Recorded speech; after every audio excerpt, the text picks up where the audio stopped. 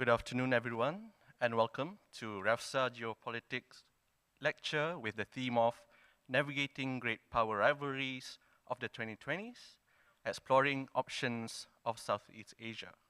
With us today, we have the speaker, Professor Kuik Cheng-Chwee, Professor in International Relations and Head of the Center of Asia, ICMAS, National University of Malaysia, UKM, His Excellency Dr. Justin Lee, the Australian High Commissioner to Malaysia, YB Anthony Loh, Member of Parliament of Seremban and Secretary General of DAP, YB Liu Chin Tong, Chairman of REFSA. Lineup of panelists for today, we have Dr. Cheng-Chwee Idris, CEO of the Policy and Economic Affairs Center of Malaysia, PEACE, Stephanie Char, PhD candidate in Political Science of Columbia University, USA, and the moderator for the panelist discussion today will be Dr. Ong Kian Ming, former Deputy Minister of International Trade and Industry. Elected representatives, diplomatic staff members, ladies and gentlemen in the audience today and at home watching virtually. Thank you for taking your time today to be with us today, discussing about a very pertinent topic indeed. I think it's very insightful.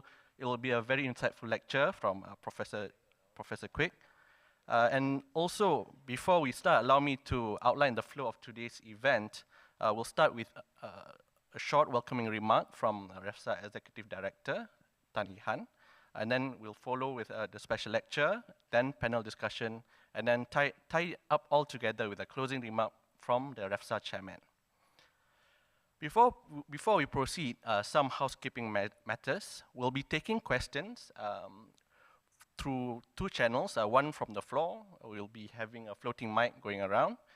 The other one from slido.com. So make sure you can log on to slido.com, put in the code hashtag REFSA0822. So you can post it anonymously or put your name there. So any questions, we welcome any questions, but keep it civil, please. Okay, without further ado, we'll move on to the next session. Join me in welcoming Tan Ihan on stage to deliver her welcoming remarks.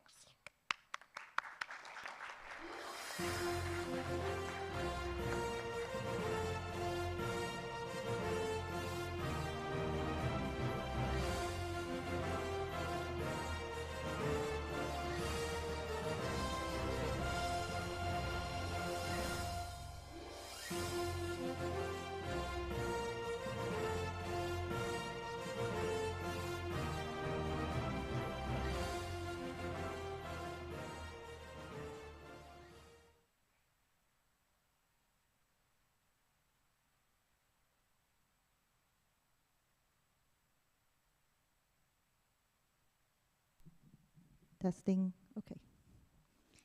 Hi, a very good afternoon to REFSA's chairman, YB Liu Chin Tong, Professor Kuik Cheng-Chwee, fellow panelists, Dr. Cheng-Chwee Idris and Ms. Stephanie Cha, and our moderator of the day, YB Dr. Ong Kian Ming. A very warm welcome as well to the DAP Secretary General, YB Anthony Loh, His Excellency Dr. Justin Lee, Australia High Commissioner to Malaysia, YB Wong Chen, YB Howard Lee, YB Chan Fong Heng, and everyone attending the session physically as well as online. It is a great pleasure to see so many of you today joining us for REFSA's first physical public lecture since 2019, almost 3 years ago. The world we know has changed dramatically in the last few years, from geopolitics and the economy to issues like energy and food security. Specifically, we are now entering a convoluted phase in the global geopolitical landscape. For the first time since the Cold War, the world order marked by American dominance in international affairs may be different. Against the backdrop of the recent Russian invasion of Ukraine, as well as the continued rivalry between the United States and China, the global geopolitical landscape is becoming increasingly multipolar. To put things into perspective, although tensions have by no means disappeared since the early 1990s to the 2010s, the possibility of nuclear war had been very distant until this year. The 11 Southeast Asian countries are in a very precarious position, located strategically among the global competing forces. And amid the rising global anxieties, Southeast Asia is fast becoming an area ripe with opportunity and yet also rife with risk. In recent years, the region has become the epicenter of the economic, military, and strategic rivalry playing out between the global superpowers. Yet, it also benefited from a largely favorable investment climate, for example, being the first in line to benefit from increased investors' appetite for FDIs due to China's frequent pandemic lockdowns. So how should Southeast Asian countries respond to the ambitions and these great powers' actions, inactions, and interactions? Due to Southeast Asian countries' limited political and military power to influence the current international order, it is clear that the region must find ways to manage both sides and seek to maintain a viable position to avoid full-blown confrontation. In REFSA's Geopolitics regional dialogue held 2 weeks ago, there was a general consensus that while ASEAN started out as a merely geographical construct, it has now evolved into a very important geopolitical bloc. So let me share some of the discussion points laid out and deliberated in that particular regional dialogue, attended by a diverse group of policymakers, academics, and thought leaders from across Asia-Pacific. To start with, participants concurred that there's a need to avoid perhaps falling into a binary trap of picking sides between US and China by having an independent foreign policy that is geared towards gaining resilience in economic development, defense, and other areas in an effort to develop strategic autonomy. So, of course, the key question is, how do you maintain a healthy relationship and distance with the superpowers? Secondly, that the region can and should move away from a one-size-fits-all approach and engage in multi-layered and multi-aligned diplomacy that is inclusive and integrated. The regional dialogue also talked about a la carte diplomacy, perhaps having multiple strategies in their toolbox in a way of resolving conflicts.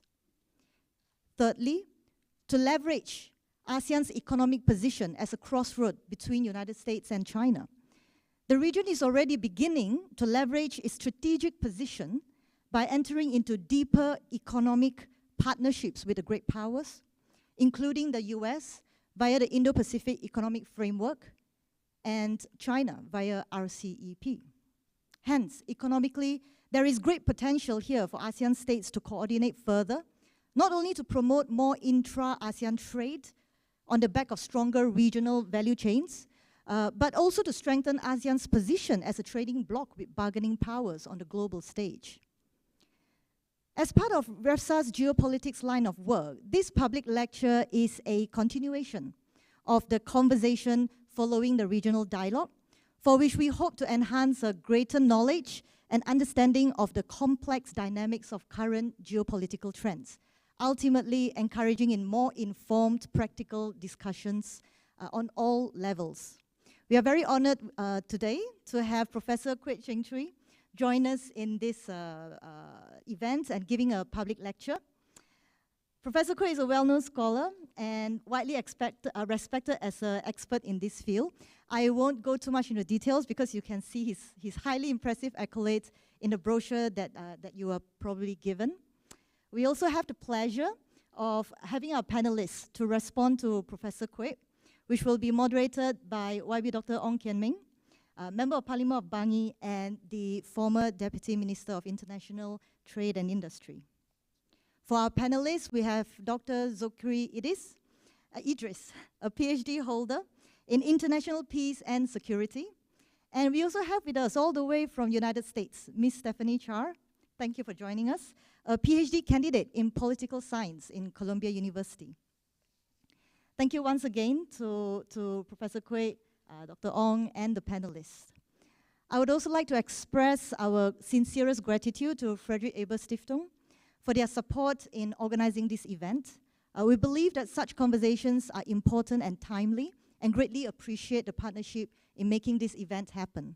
Lastly, my team and I hope that all of you will find this session not just interesting, but also thought-provoking as well in understanding the dynamics of the current geopolitical trends and how Malaysia and the region can manage, deal with, and perhaps chart a new path to continue ensuring that the ASEAN community can thrive in this new 2020s era that we are in.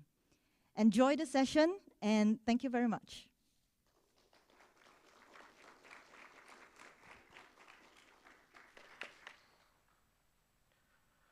Thank you, Ihan. Her opening remarks nicely frames our discussion for today. Hopefully it gives some fodder to fuel some stimulating discussions onwards later on when we have the panel session. Now, for the next part of the event, let us all join hands, put our hands together to welcome Professor Kuik Cheng-Chwee to the stage to deliver his speech.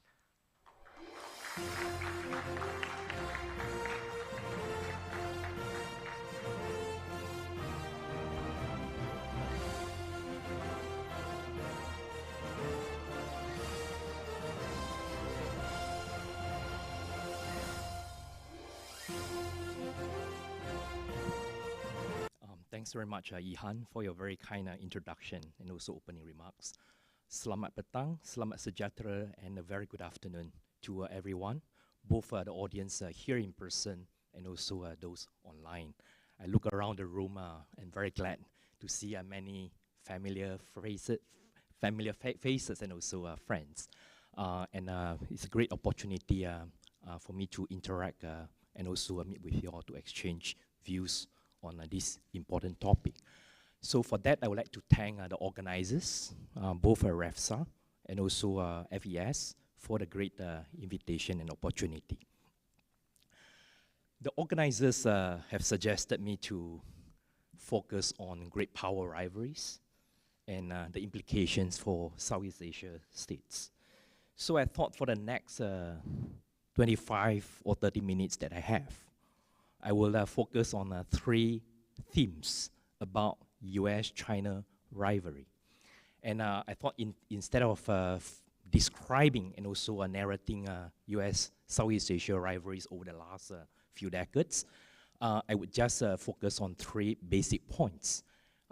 First point, of course, is about the issue of how. Secondly, the issue of who else. And thirdly, so what. Meaning, I'm going to elaborate, firstly, how the current US-China rivalry have unfolded over the last 1 decade or so, and who else other than US and China are really involved in the forefront in these greater dynamics, and fundamentally, what do all these recent developments, especially bearing in mind what is going on in Ukraine, the growing tension in over the Taiwan Strait as we talk, means for smaller countries in the region. So first thing first, let's talk about the how issue. Because I believe that, well, every one of us will talk about US-China rivalry with the context of we are entering into a Cold War 2.0 or new Cold War. But I believe this is something that experts and scholars have not really come to an agreement. They are still debating as to whether we are already entering into that stage of a Cold War 2.0. But what is commonly agreed upon by experts and also observers is that the great powers, the both competing powers, are competing at the global scale, and US-China rivalry are getting more open, more direct, and also more confrontational.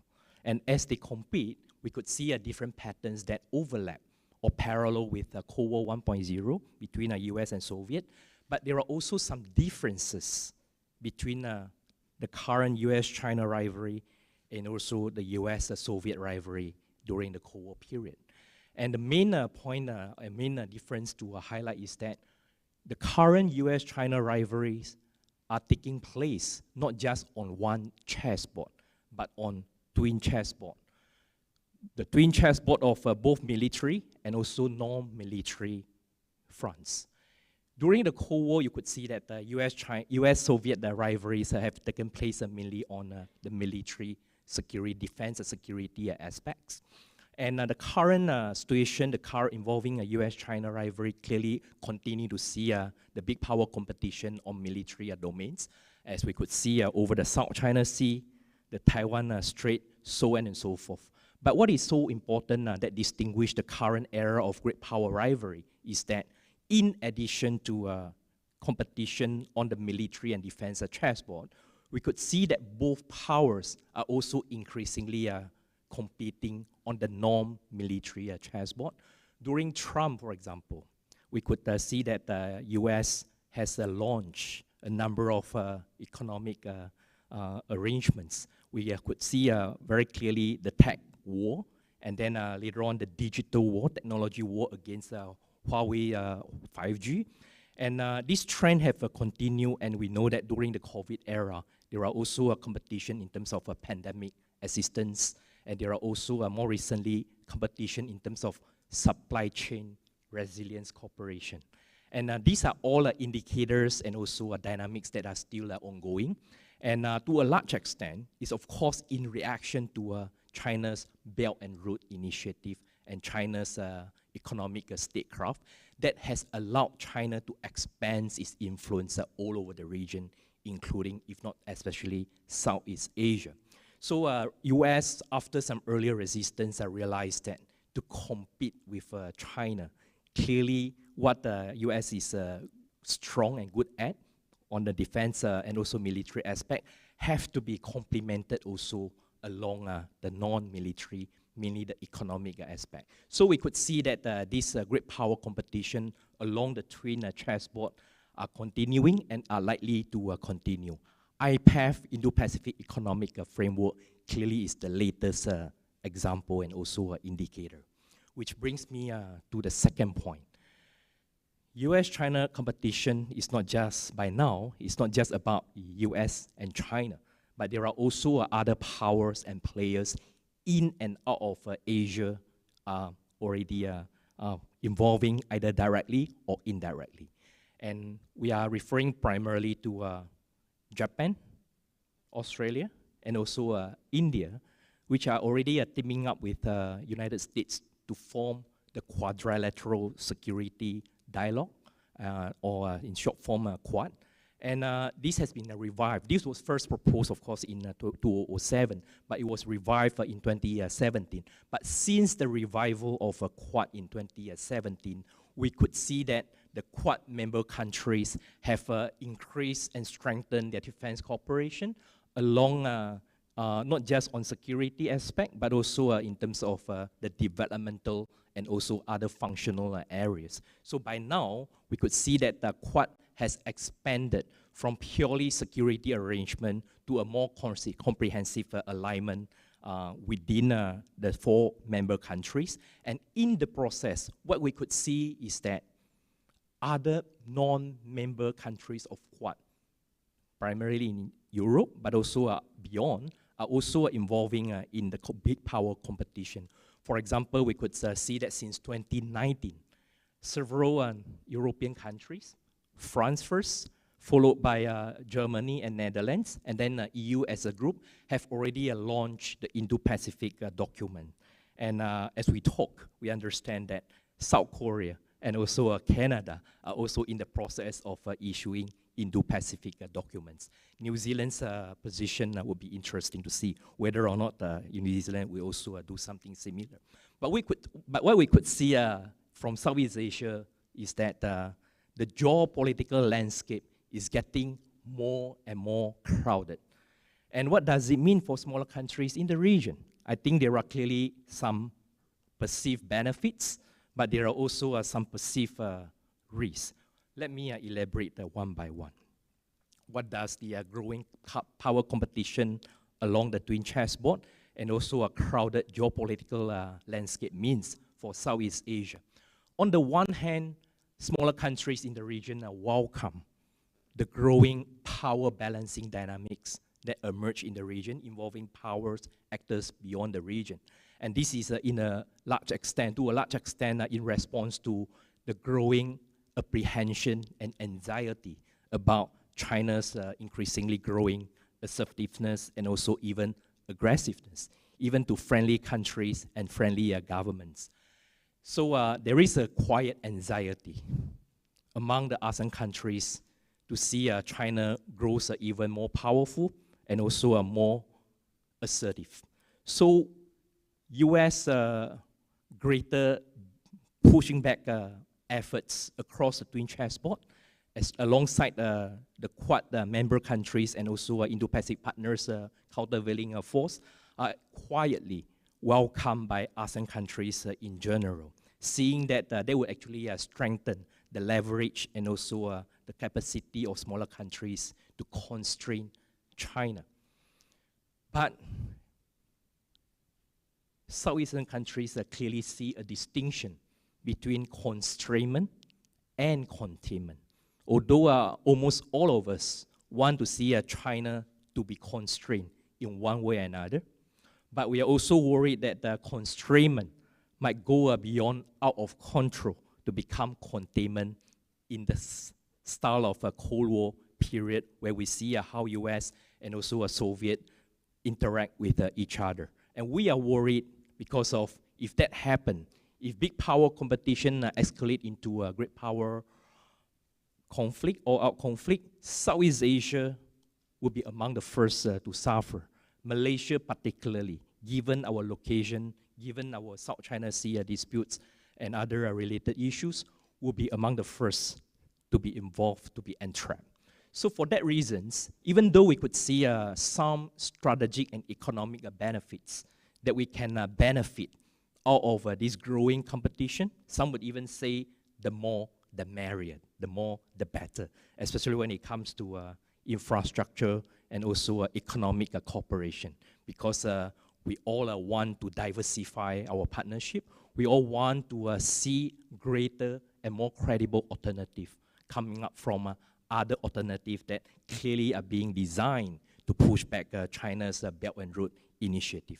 So smaller countries' perspective, because of that, it's very ambivalent. We see some opportunities and benefits, but we also see a range of risks. And in our eyes, there is no one single risk. There are multiple risks. And there are 4 types of risks that are the most important. And that will bring me to my third and also final parts of my presentation. Smaller countries' perceptions and responses. So even though the US and also the Indo-Pacific partners have a focus and highlighted the risk of great power assertiveness. Some are saying that Ukraine today, Taiwan tomorrow, Europe today, South China Sea and Southeast Asia tomorrow. But those are only highlighting the possible risk of China might become even more aggressive and might harm our security, so on and so forth. That clearly is in the mind of many ASEAN countries, including those who have overlapping disputes with China. But, however, this is not the only risk or concern or challenges that have in mind among ASEAN countries. And there are, as I said, 4 other types of risks that concern us even more, at least now, as of now. So the first risk is entrapment. We are worried that as US-China rivalry escalate, as I mentioned earlier, we'll be first to suffer. For those of you who are skeptical about the severity of these risks, let's look back and we might remind ourselves that Southeast Asian history is a history of great power politics. We know the current ongoing US-China competition is not new, and it will not be the last. It's only the most recent manifestation of great power politics. We suffer centuries of colonization. We suffer decades of Cold War politics. So we have no appetite, especially with what is going on domestically and in the region, to go through another cycle. But we know that it's beyond us. And therefore, countries like, for example, Indonesia and Malaysia have expressed their concerns when AUKUS was put forward in September 2021, primarily because of we are worried about great power competition will escalate and evolve into big power armed conflict, and they will entrap us. But it's not just about entrapment. There are other risks and challenges as well. For example, there is an issue of polarization. There is an issue of polarization that clearly was the case during the Cold War. As of now, I think we are seeing more signs of moving in that direction, but not yet. Because you could see, even within US and also the so-called like-minded partners around Indo-Pacific region, not every country see eye to eye as to whether, to what extent, and in what way countries should work together to push back China. One example would be about New Zealand's Prime Minister's recent remarks. Well, she was in Sydney giving a talk in the Lowy Institute. She tried to distance New Zealand from US, especially under Biden administration's notion of we are now entering into the stage where it's a division and competition between democracy versus autocracy. What she famously said, what the New Zealand Prime Minister famously said was, and that was in the headline, the world is bloody messy, and she doesn't think that it is black and white, and therefore, the black and white division of democracy versus autocracy simply is not something that all partners and countries, including US traditional allies and partners, share with. Certainly not in the case of Southeast Asia countries. And many of us, as you could tell, we are very uncomfortable about the dichotomy division of democracy versus autocracy. One perfect example would be during late last year when Biden administration organized and held the online Summit of Democracies. Only 3 out of 10 ASEAN countries were invited. So meaning that we have more non-democratic entities rather than democratic entities. Some would say 2.5. I guess we all can have our own categorization. So that's polarization certainly is a big concern. And again, it's not potential dangers. We could already see there are greater signs of potential polarization taking place, not just on the military chessboard, but also non-military chessboard. Since we have a panelist from South Korea, and let me use South Korea as an example, and this is something that is still ongoing.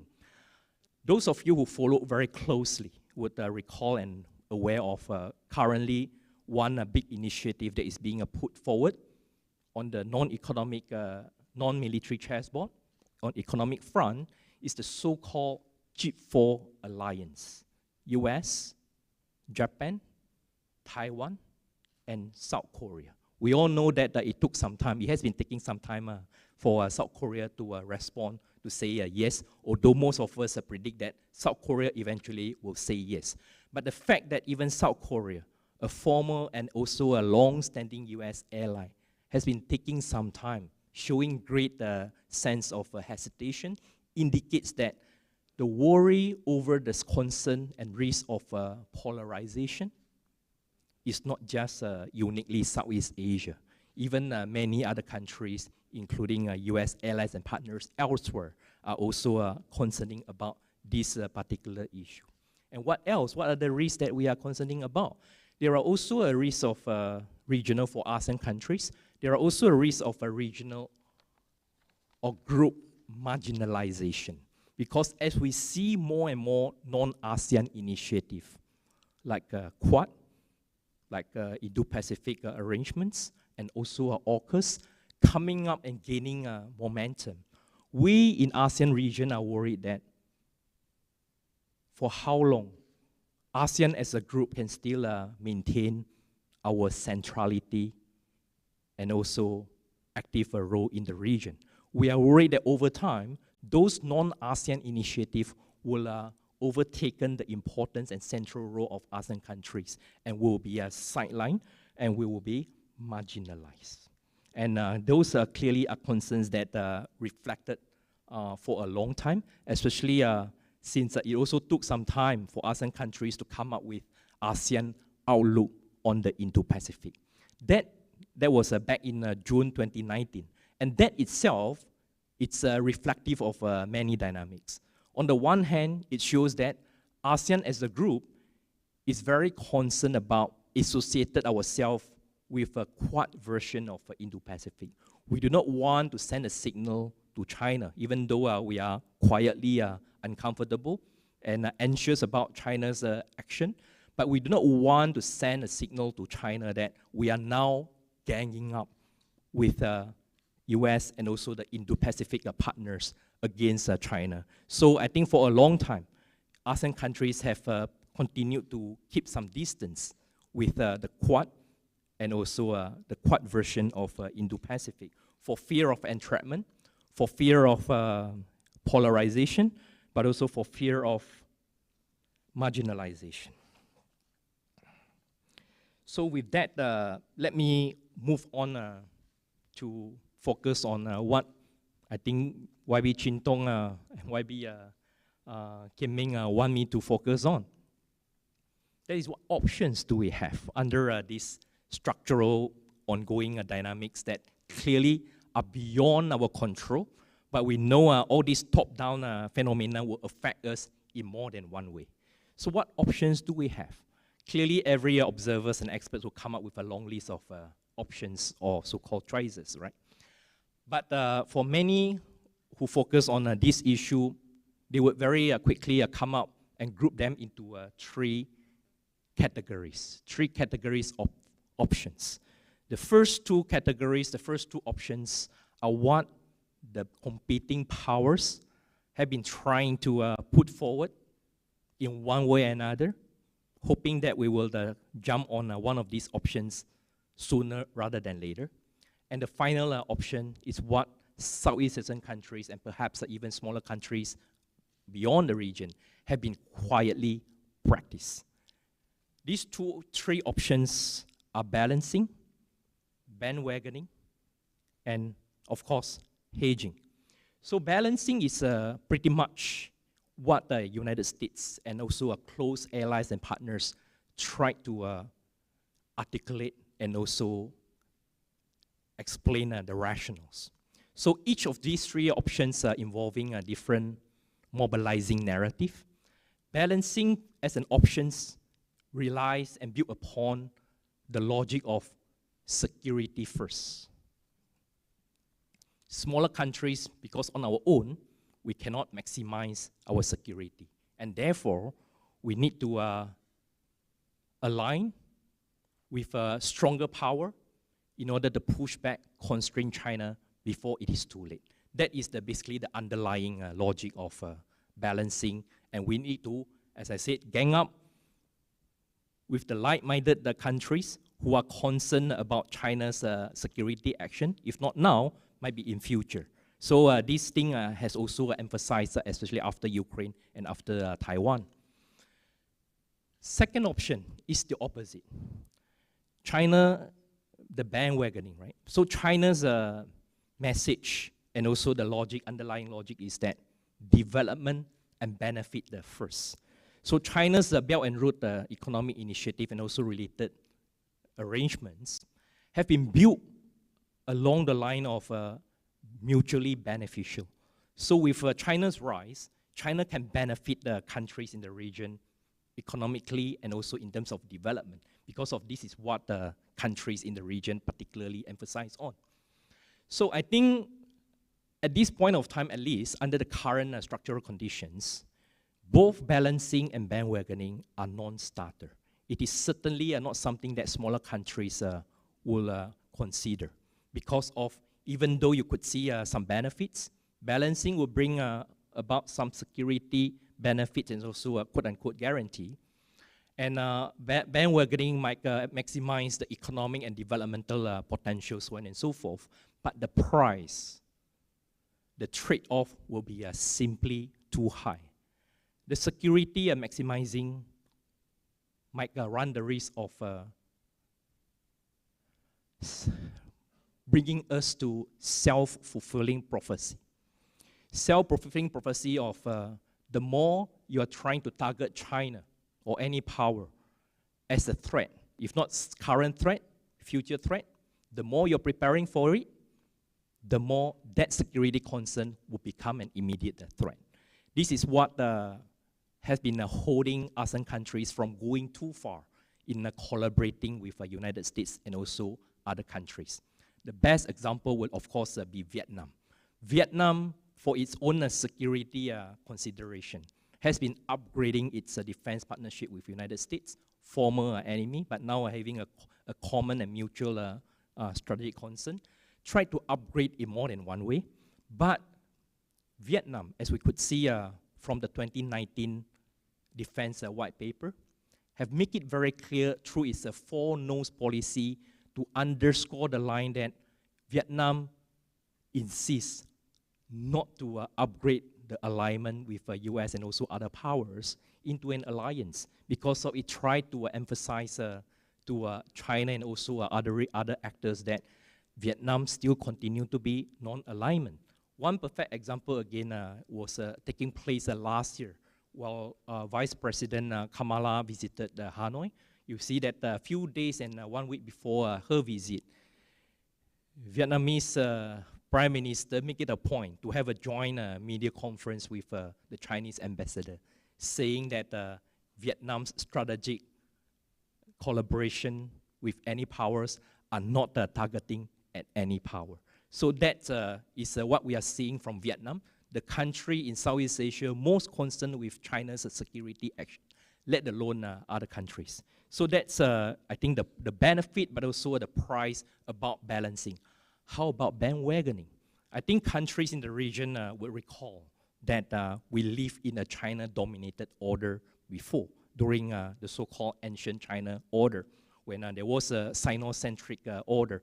Some would say that our future might be our past, but I think students of IR will disagree, saying that our current and future situation would not be the same as before, for both ideational and also material reasons.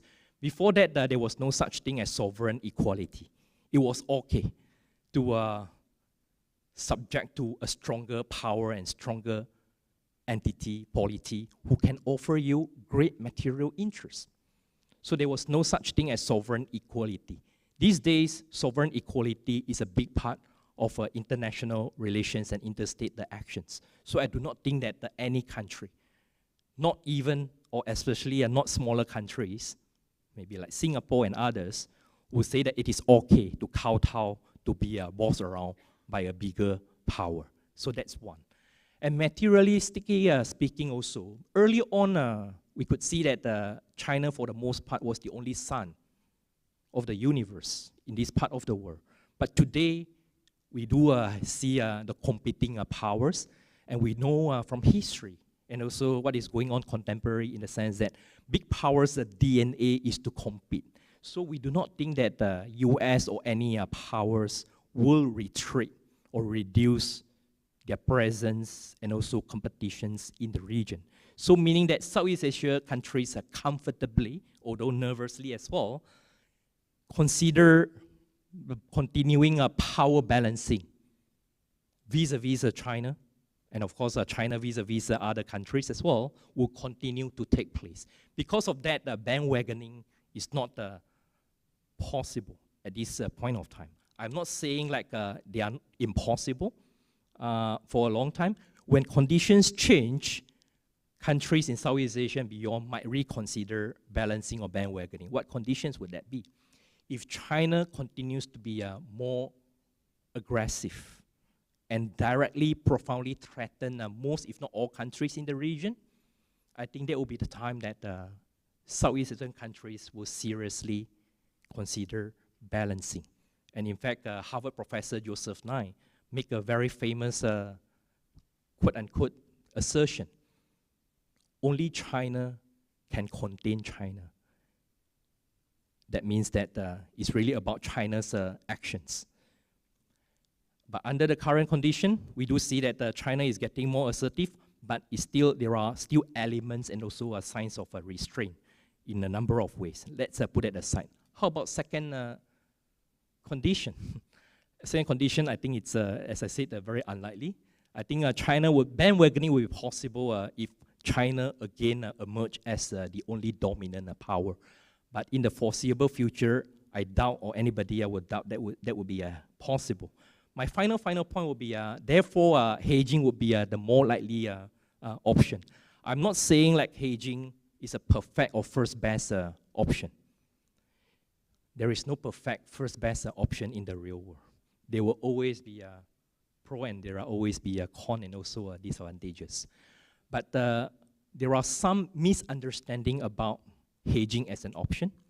And those are misunderstandings that arise primarily because of what happened in the 1997, 1998. Countries in Southeast Asia and also East Asia during the financial crisis suffer from those financial speculation activities by the hedge funds. And primarily because of that, I think most of us in the region, whenever you talk about hedging, we think of hedging as speculative, opportunistic, and also main source of instability and also uncertainty. But for those of you who have tried to understand hedging, not just in financial and also in IR terms, you will understand that the hedging is a perfectly rational and logical human behavior under two conditions. When stakes are high and when uncertainty are high, rational actors will try to hedge for as long as possible. If stakes are small, we don't have to do anything. But stakes involving big power competition is high. We need to do something before it's too late. When uncertainty is high, it also means that you cannot actually speculate. So unlike those observers who argue that hedging is about making speculation, actually in reality, hedging is about avoiding speculation. Avoiding speculation in the sense that none of us, nobody who has the crystal ball would predict that for how long US will be here. And whether or not China will become more aggressive, harming your interest in one way or another. And nobody can be certain how US-China relations and how China's relations with other competing powers, including those in Asia, will evolve. Because of nobody can speculate and know for certain how things will evolve in future. The only sensible ways is to hedge, even though knowing that the hedging will not guarantee anything. But ladies and gentlemen, in the real world, there is nothing, there is no option that can guarantee anything. You maximize some benefits, but there will always be some drawbacks that you are going to confront. My final point would be about Malaysia's own experience. Malaysia actually was one of the countries who subscribed to balancing. In fact, that was our first policy choice upon obtaining independence. So we did that one of the first things we gained independence from United Kingdom was to join AMDA, Anglo-Malayan Defense Agreement. And AMDA was a clear bilateral military alliance, meaning military cooperation involving defense commitment, mutual defense commitment. AMDA played a significant and profound role for Malaysia as a new country, including after we expanded to a larger federation of Malaysia. It helped us to maximize our security in the sense that in tackling the external and internal communist threat, that without AMDA, I doubt, or anybody would doubt whether we will be able to do that. And AMDA also played a positive role in helping us to mitigating and also responding to Indonesia confrontasi from 1963 to 1966. So AMDA cleared a big part. That formula clearly brought big benefits to a small country, new nation, in the form of Malaya and Malaysia. But things change, and that was very much a part of the uncertainty that I talked about. Things change after British announced East or West policy. Not because of UK want to abandon us, but simply UK's domestic situation compel UK to reduce its commitment withdrawing forces East or West. So Malaysia and Singapore were the one who felt the heat in more than one way, because of we thought that we have the patron that support us confronting and dealing with the security challenges and also a threat. Suddenly we turn around, the patron is no longer there because things change, things are uncertain. Adding to that layer was 1969 US Nixon Doctrine. And all those important external events took place around the same time in the late 1960s, which was one of the main reasons and drivers why Malaysia had to undergo and make a big strategic shift, strategic decision from the so-called alliance-based option to non-alignment. We joined non-alignment only in 1971. And there was a time when AMDA was replaced by FPDA, Five Power Defense Arrangement. And Five Power Defense Arrangement, as we know, is not an alliance, so meaning that it is mainly consultative. There is no defense commitment involved. So what does it mean? Does it mean for Malaysia as a smaller country? It means that we believe that our long-term security, because of the enduring and growing uncertainty, will have to be managed and responded with not one single option, but multiple options. Some alignment like FPDA, and also a bilateral defense partnership with US, with Australia, with other countries in the region and beyond are very important, but it's not necessary for us to upgrade into an alliance. But at the same time, ASEAN and ASEAN-based regionalism will continue to allow us to use it as a cornerstone and also the main platform in order to mitigate challenges beyond security, beyond military. Because after all countries all want to have prosperity, stability, and also security, both internally and also externally. With that, I will stop my presentation. Thank you.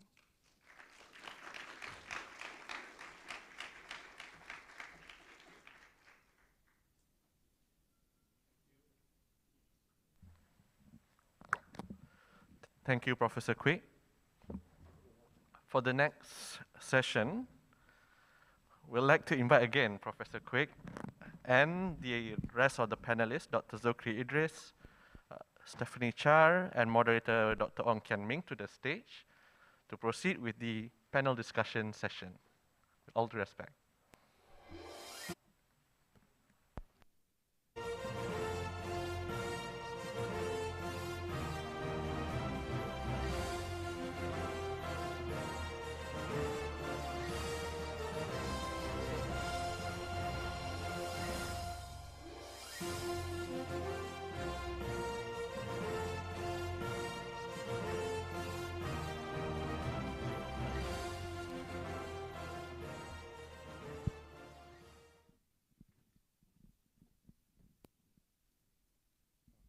Thanks.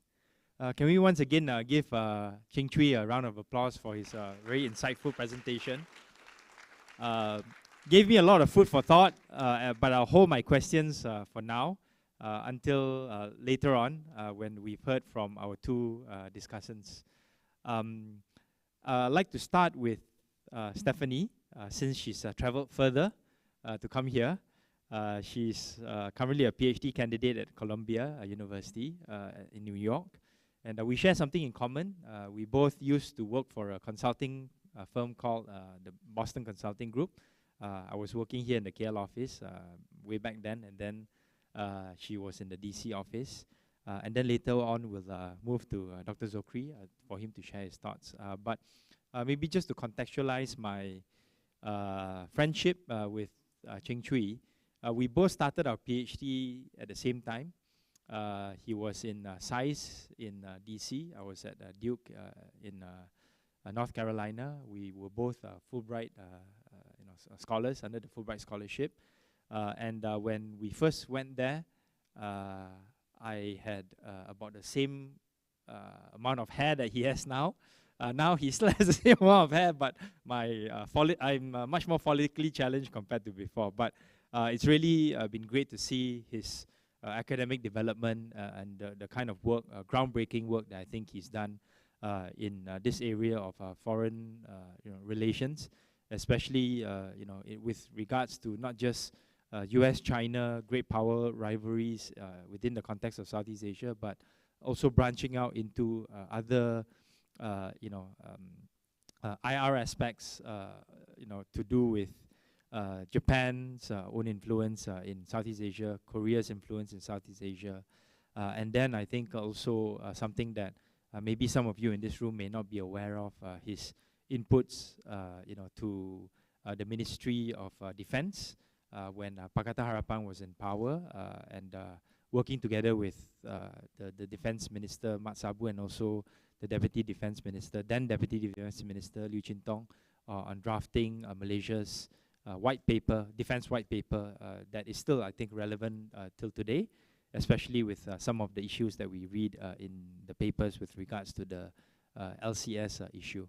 So with that, can I pass it on to Stephanie for you to share some thoughts, and then Dr. Zukri.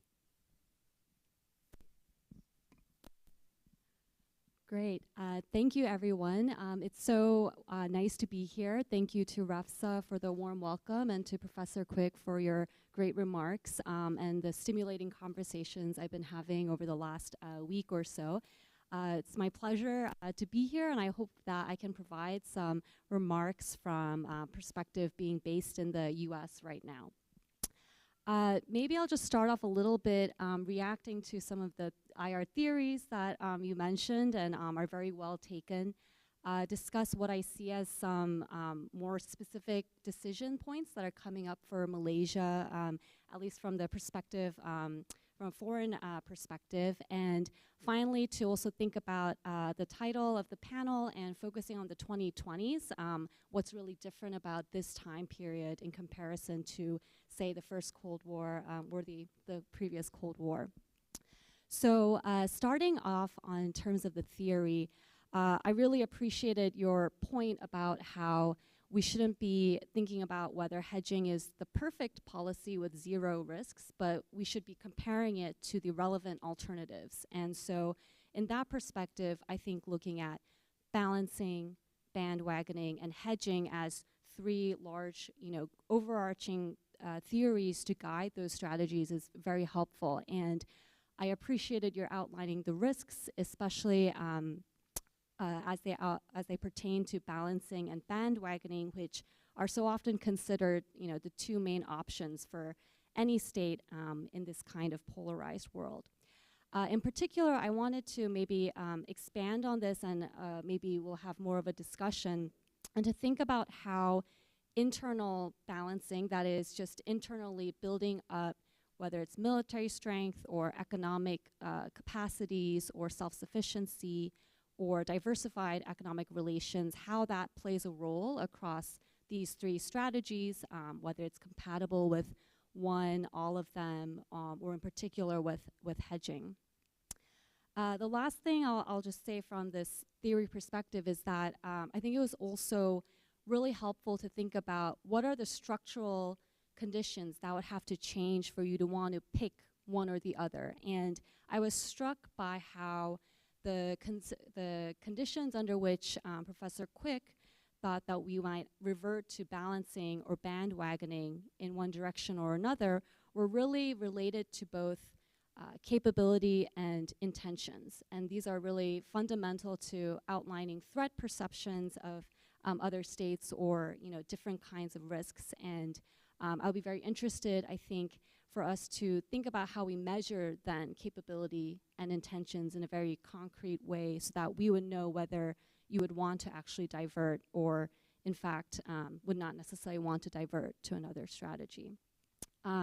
Very quickly, I think, just moving on to Malaysia, specific policies that maybe will come up as we discuss.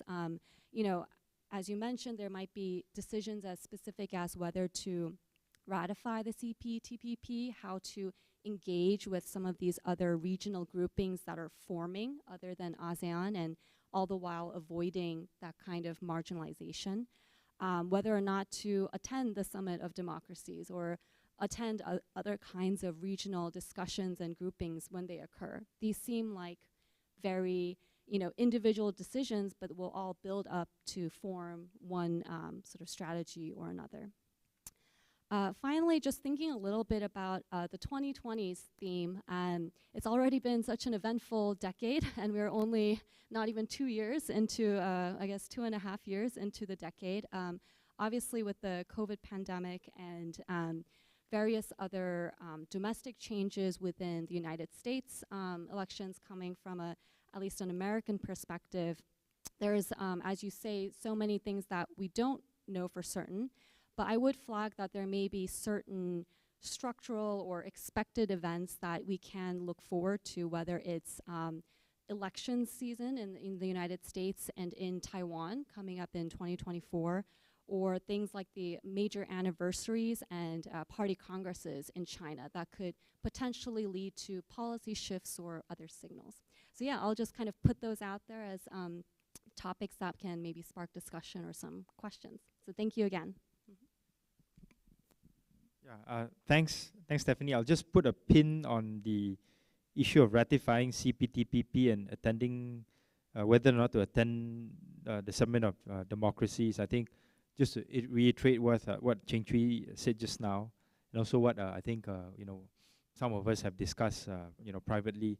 It is important for every country in ASEAN to have their independent strategy, whether from a internal sovereignty perspective on how to address these issues of ratifying FTAs or attending different summits with respect to the larger strategic outcomes that each country in ASEAN wants to achieve for itself. And I'll ask Cheng-Chwee to follow up on this later on, just putting a pin on it. Dr. Zokri, do you want to continue the discussion and provoke more debate, perhaps coming from the audience as well?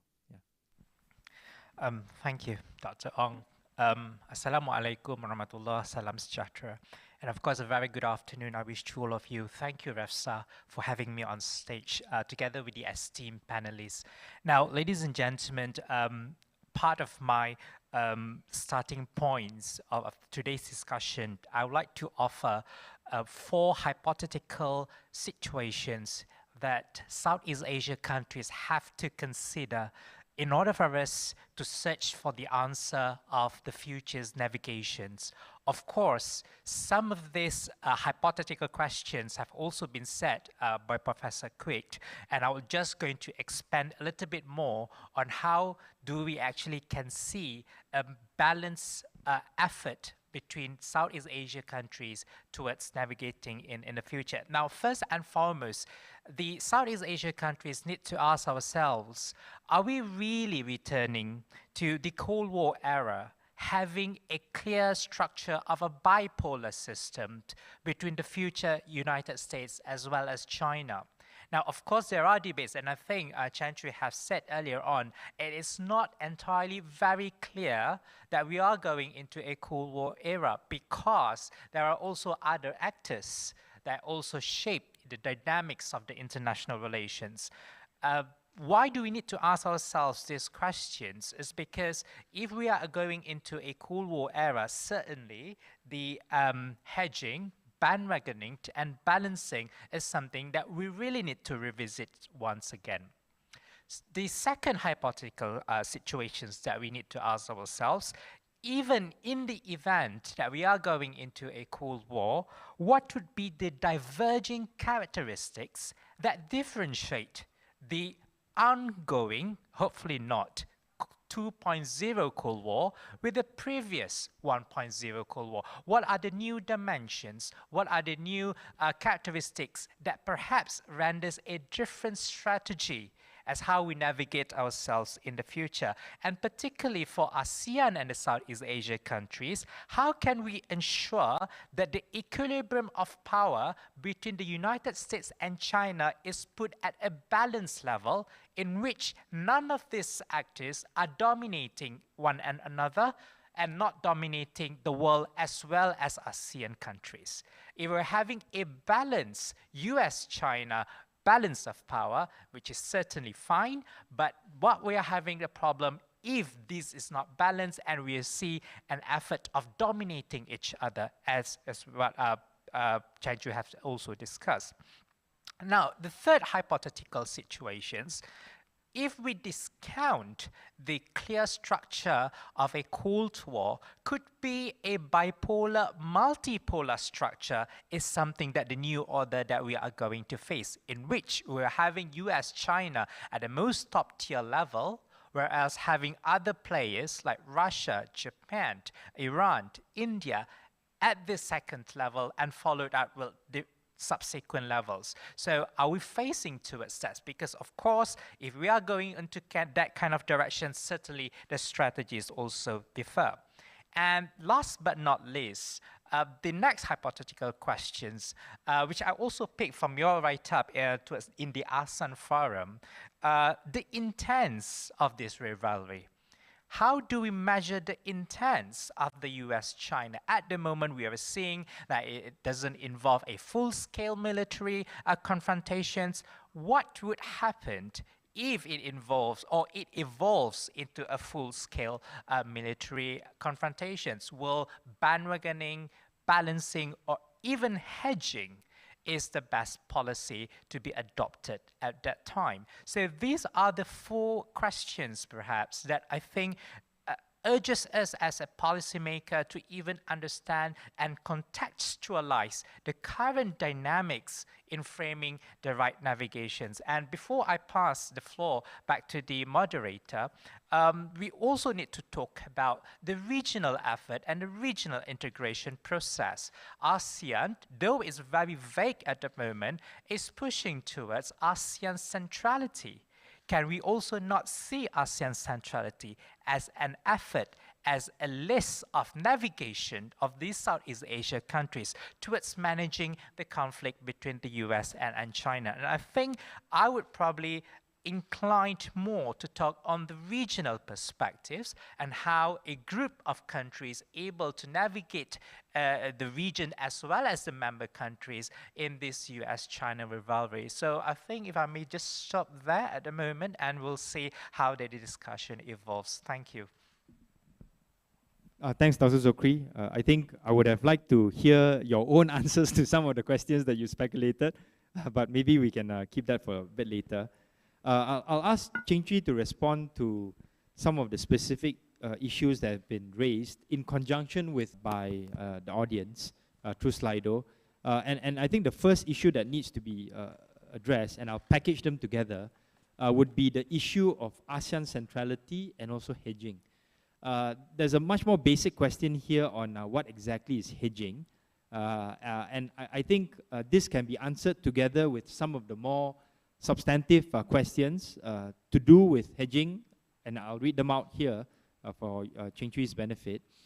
Does hedging underplay Malaysia's own agency, in that it could help shape geopolitics with centrality? Because it's something that the Quad, for example, talks about, but the way some of us may see it, including myself, when talking about ASEAN centrality is actually a way of saying that we talk around ASEAN centrality in the sense that we discuss all these things within the context of the Quad, but we actually don't really know what ASEAN, or may not even prioritize that much what ASEAN thinks.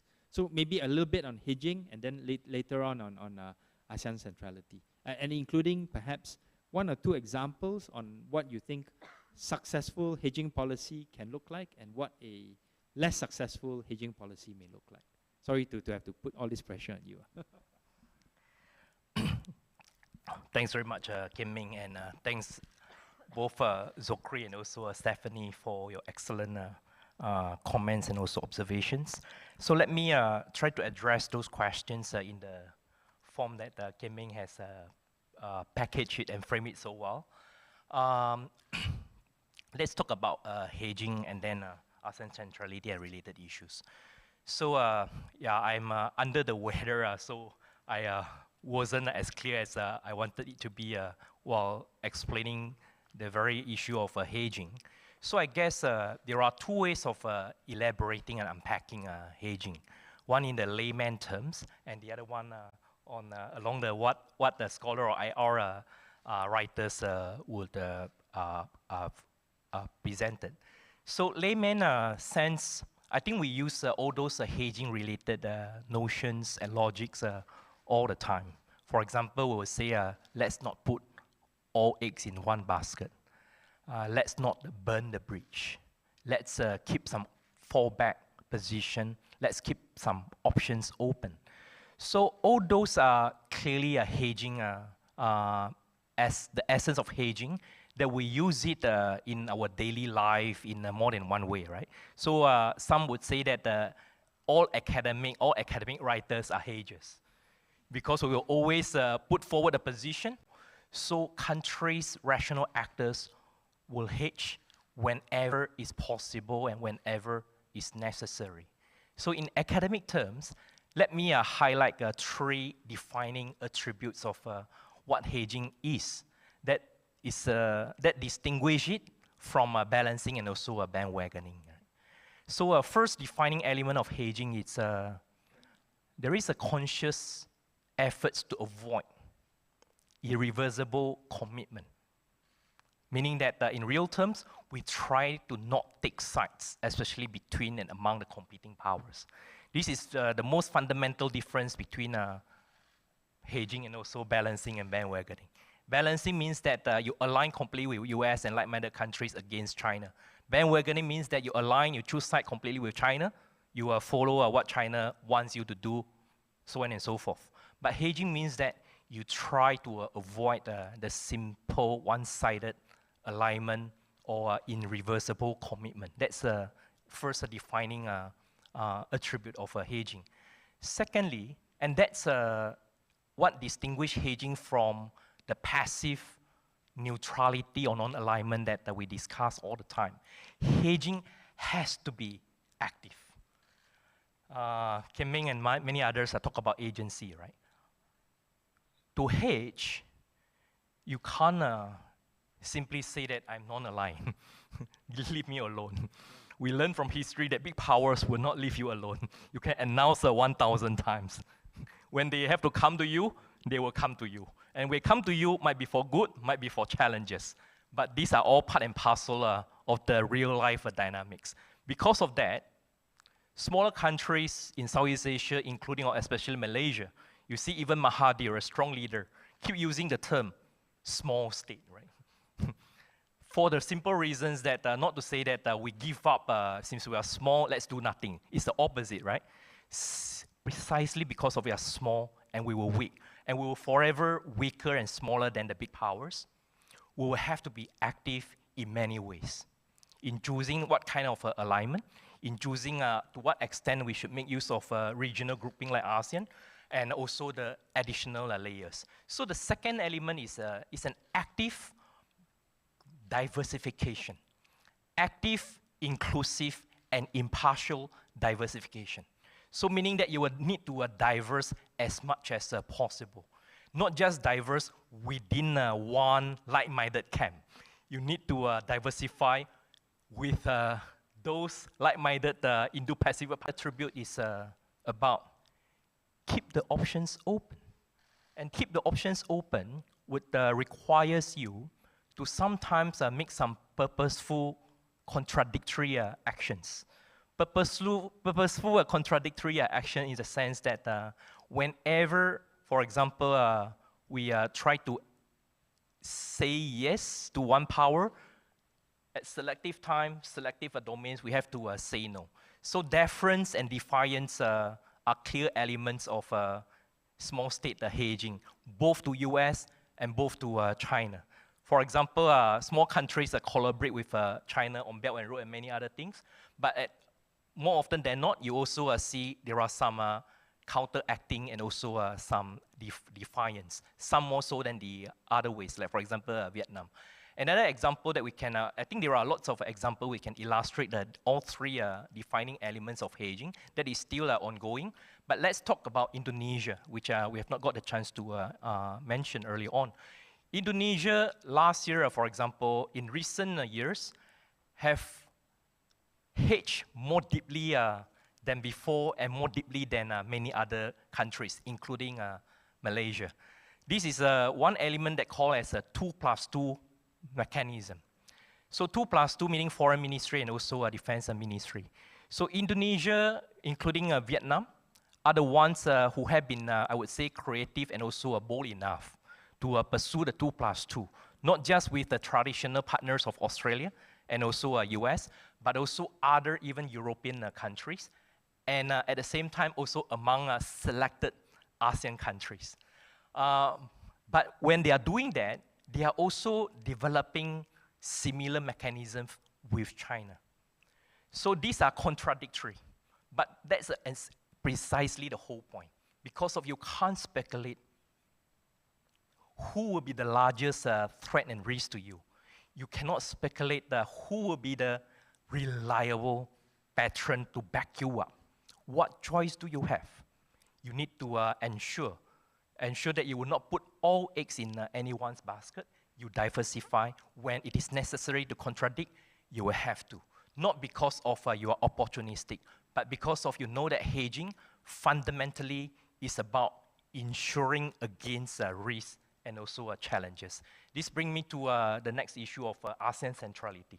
So ASEAN and also ASEAN-led mechanism clearly is one of the key components of Southeast Asian countries' hedging behavior. I would say it's indispensable, even though insufficient. No, as I mentioned earlier on, no policy option is sufficient, right? In the toolbox, foreign policy toolbox, you need different tools. ASEAN is perhaps the most important tool for all of us, but none of us would think that ASEAN or ASEAN-based mechanism is enough. We would have to add that with many other tools and arrangements. For example, bilateral alignment with Australia, FPDA, all those will still be important because you will never know. One day we might need them. We don't have to talk about it.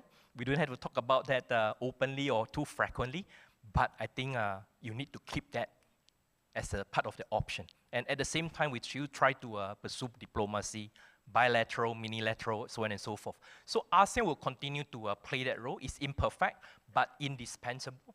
And it serves multiple purposes. It's not necessarily just for handling or responding to big power conflict. In fact, the biggest role since very beginning until now for ASEAN and for members of member country of ASEAN is to manage the intra-ASEAN problems. Without ASEAN, I think most of us in and out of the region have taken for granted. In fact, with the diversities, big diversities across and also within the national boundaries in ASEAN region, we have all the reasons to go to conflict, if not war, with each other. ASEAN does play a role in many ways. We cannot solve it, at least we can manage it. And on top of that, then only we deal with other shared security problems like non-traditional security and some big power dynamics. So ASEAN centrality, to unpack it, it means a number of ways. Number one, it means that at the organizational, institutional aspects, ASEAN centrality means that we as a group, ASEAN countries as a group, despite that we are weaker and smaller, but because of the creations and maintenance of ASEAN-led mechanism since 1990s, ASEAN Regional Forum, ASEAN +3, East Asia Summit, ADMM+, those forums that are multilateral and allow us to actually engage external partners and external powers in and out of the region to come to us in Southeast Asia on a rotational basis among ASEAN capitals in order to ensure we continue to play that central role in hosting all those events. Because we know that when you are the host, when you are the chair, you have a bigger role and space to play, to shape the process by determining, for example, what are the criteria to join certain group, and what will be the agenda to be put forward on certain activities, right?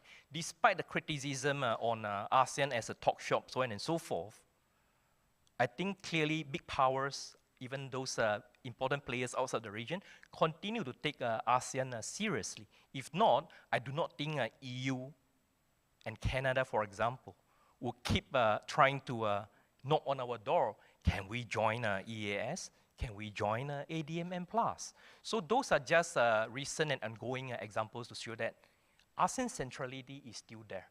I won't say that it will continue. It depends really on other internal dynamics among ASEAN countries and also other external alternative and challenges. Quad is one of those possible challenges.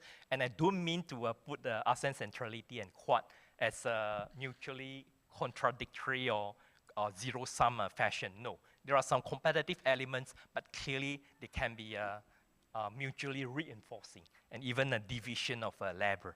Division of labor in the sense that certain things that ASEAN countries, either individually or as a group, cannot do and should not do, let's the Quad members do that.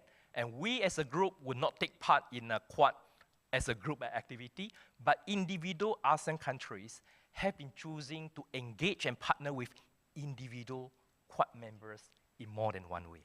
I will stop here. Yeah, just to editorialize a bit, I think what Cheng-Chwee said just now about hedging as an active strategy of diversification needs to be highlighted here. You know, it means, I think, a very purposeful way of thinking about weighing your different options and also keeping your options open. It is not, for example, in my mind, you know, one leader of you know, of a country like Malaysia, you know, not going to DC and then later on to Japan to just join a couple of summits there and to agree with whatever statements that has come out, and then another leader who was the foreign minister and then later on now the defense minister saying that you know a certain foreign minister in China is my big brother. Right, so this is not an example of hedging to me. This is much less purposeful and strategic. But I'll just give you know, two examples that I think would be useful comparisons. For example, you know, in the context of Singapore, which is generally seen as a much more pro-US ally, pro-US country in Southeast Asia, they are probably the most advanced in terms of setting up various councils whereby top leaders in Singapore would sit with their counterparts from China, all the way up to the DPM level, you know, on you know, Council of Cooperation between Singapore and Tianjin, Singapore and Chongqing, Singapore and you know, different you know, levels in China, which are led by different ministers, so that they can get to know their counterparts in China in a more substantive way, and you know that. And at the same time, there's no escaping from the fact that you know, Singapore would you know, pursue in some ways a more pro-US kind of foreign policy. So in that sense, I think that is a way of hedging, keeping our options open. And the other one, I think, on the opposite side of the spectrum would be Cambodia, right? Because Cambodia is generally seen as a much more pro-China power, and Cheng-Chwee has written a lot about this with regards to how Cambodia does actually hedge in its own way. And I take note of the recent visit in March by the Japanese Prime Minister, where a very strong joint statement was issued, which included elements you know, of discussion on the code of conduct in the South China Sea. Do you want to maybe add or elaborate a little bit on that? Yeah, very quickly. I'm pretty sure Stephanie and Zokria have a lot to share on this issue. But very quickly on your point of actually giving more examples to unpack and illustrate the contradictory parts. What Kim Ming mentioned about Singapore is a classic example. In fact, the famous Kong Yuan Fong will use the word anticipatory state to describe Singapore, well ahead, right? So it's true that Singapore is actually the closest defense partner of the United States in Southeast Asia, even stronger and closer than the former allies of Thailand and also Philippines. And this will continue to be so. But at the same time, Singapore has clearly adopted a seemingly contradictory action of ensuring some mechanism that would continue to maintain dynamics, close cooperation with China in order to create some space to maneuver depending on how things evolve. JCBC clearly is one example to institutionalize the expanding cooperation, mainly on economic and development fronts with China. Tianjin and also Chongqing and all that, clearly it's building more elements into that. But let me very quickly also mention about other countries. And the whole point here is that as a hedger, you need to adopt purposefully contradictory action to offset the risk of going too far in one direction at the expense of creating more dangers on the other. So Singapore has done that through close security partnership with US and also the economic and also pragmatic functional cooperation with China on the other hand. And Vietnam has also tried to do something contradictory in a very interesting way. Vietnam has been, as I mentioned earlier on, developing closer defense and security partnership with United States, but also with other partners. But at the same time, Vietnam has made it a point that they will make use and build momentum along the line of party-to-party mechanism to ensure that however their cooperation, their relation with China, the giant neighbor, fluctuate, they will continue to have some channel of communication and hopefully space for improvement, because eventually China is the giant next door. Vietnam has been dealing with China for thousands of years. They are pragmatic enough not to move in one direction against the other. One last example would be Indonesia, I mentioned briefly. And early on, I think over the last few years, Jokowi has been the one who has put forward and projected a very strong, firm stance on South China Sea, defying China's security and maritime action. So for example, there are few series of high-level military exercises. And Jokowi made it a point that he would attend there. All media, especially Indonesian media, would cover and to leave the impression that we are not soft towards China. When we have to rename North Natuna, we would do it.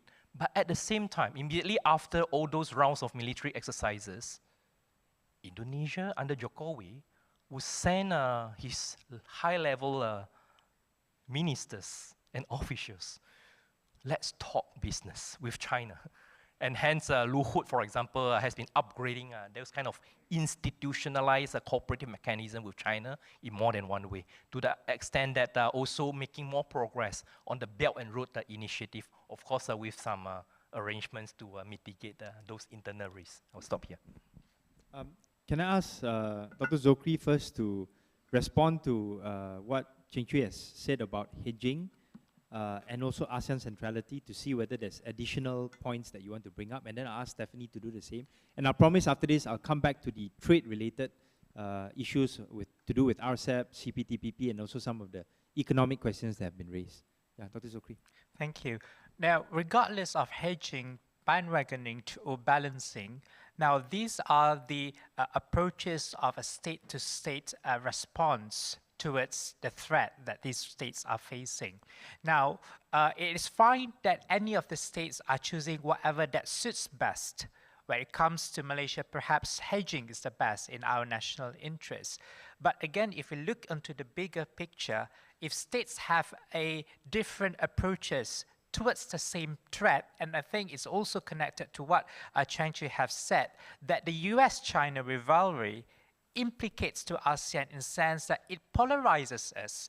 It polarizes the states in ASEAN in having different approaches towards the same threat. So again, this is also something that we have to look beyond the perspectives of a state-to-state behavior. So if we understand ASEAN at the moment, we can understand perhaps Malaysia, Indonesia, Singapore, and Vietnam, perhaps, I would say perhaps, are in the same category in understanding and approaching towards the threat, whereas Cambodia, Myanmar, and Laos would have perhaps the same thinking in approaching the threat.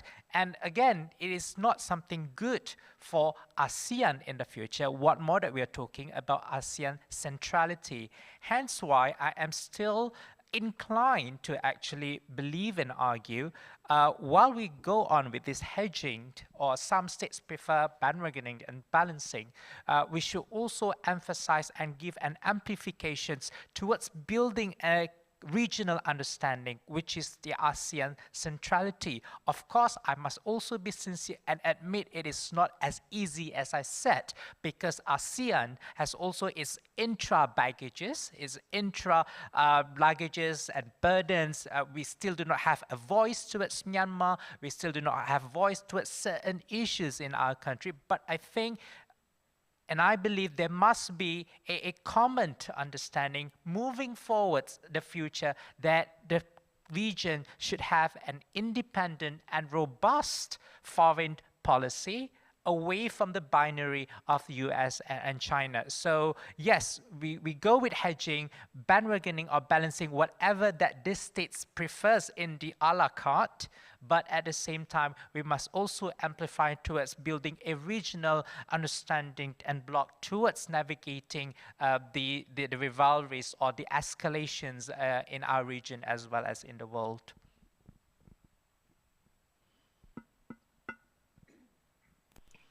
Great. I think I want to address this question around what does hedging really mean and the activeness of it by going back to one of the questions and comments that Dr. Zokri raised earlier around what's different now between versus the situation in the Cold War 1.0, and of course we can debate whether we're actually in a Cold War now, and whether or not the discussion of it is also somewhat of a self-fulfilling prophecy, as we raise the dangers of doing so.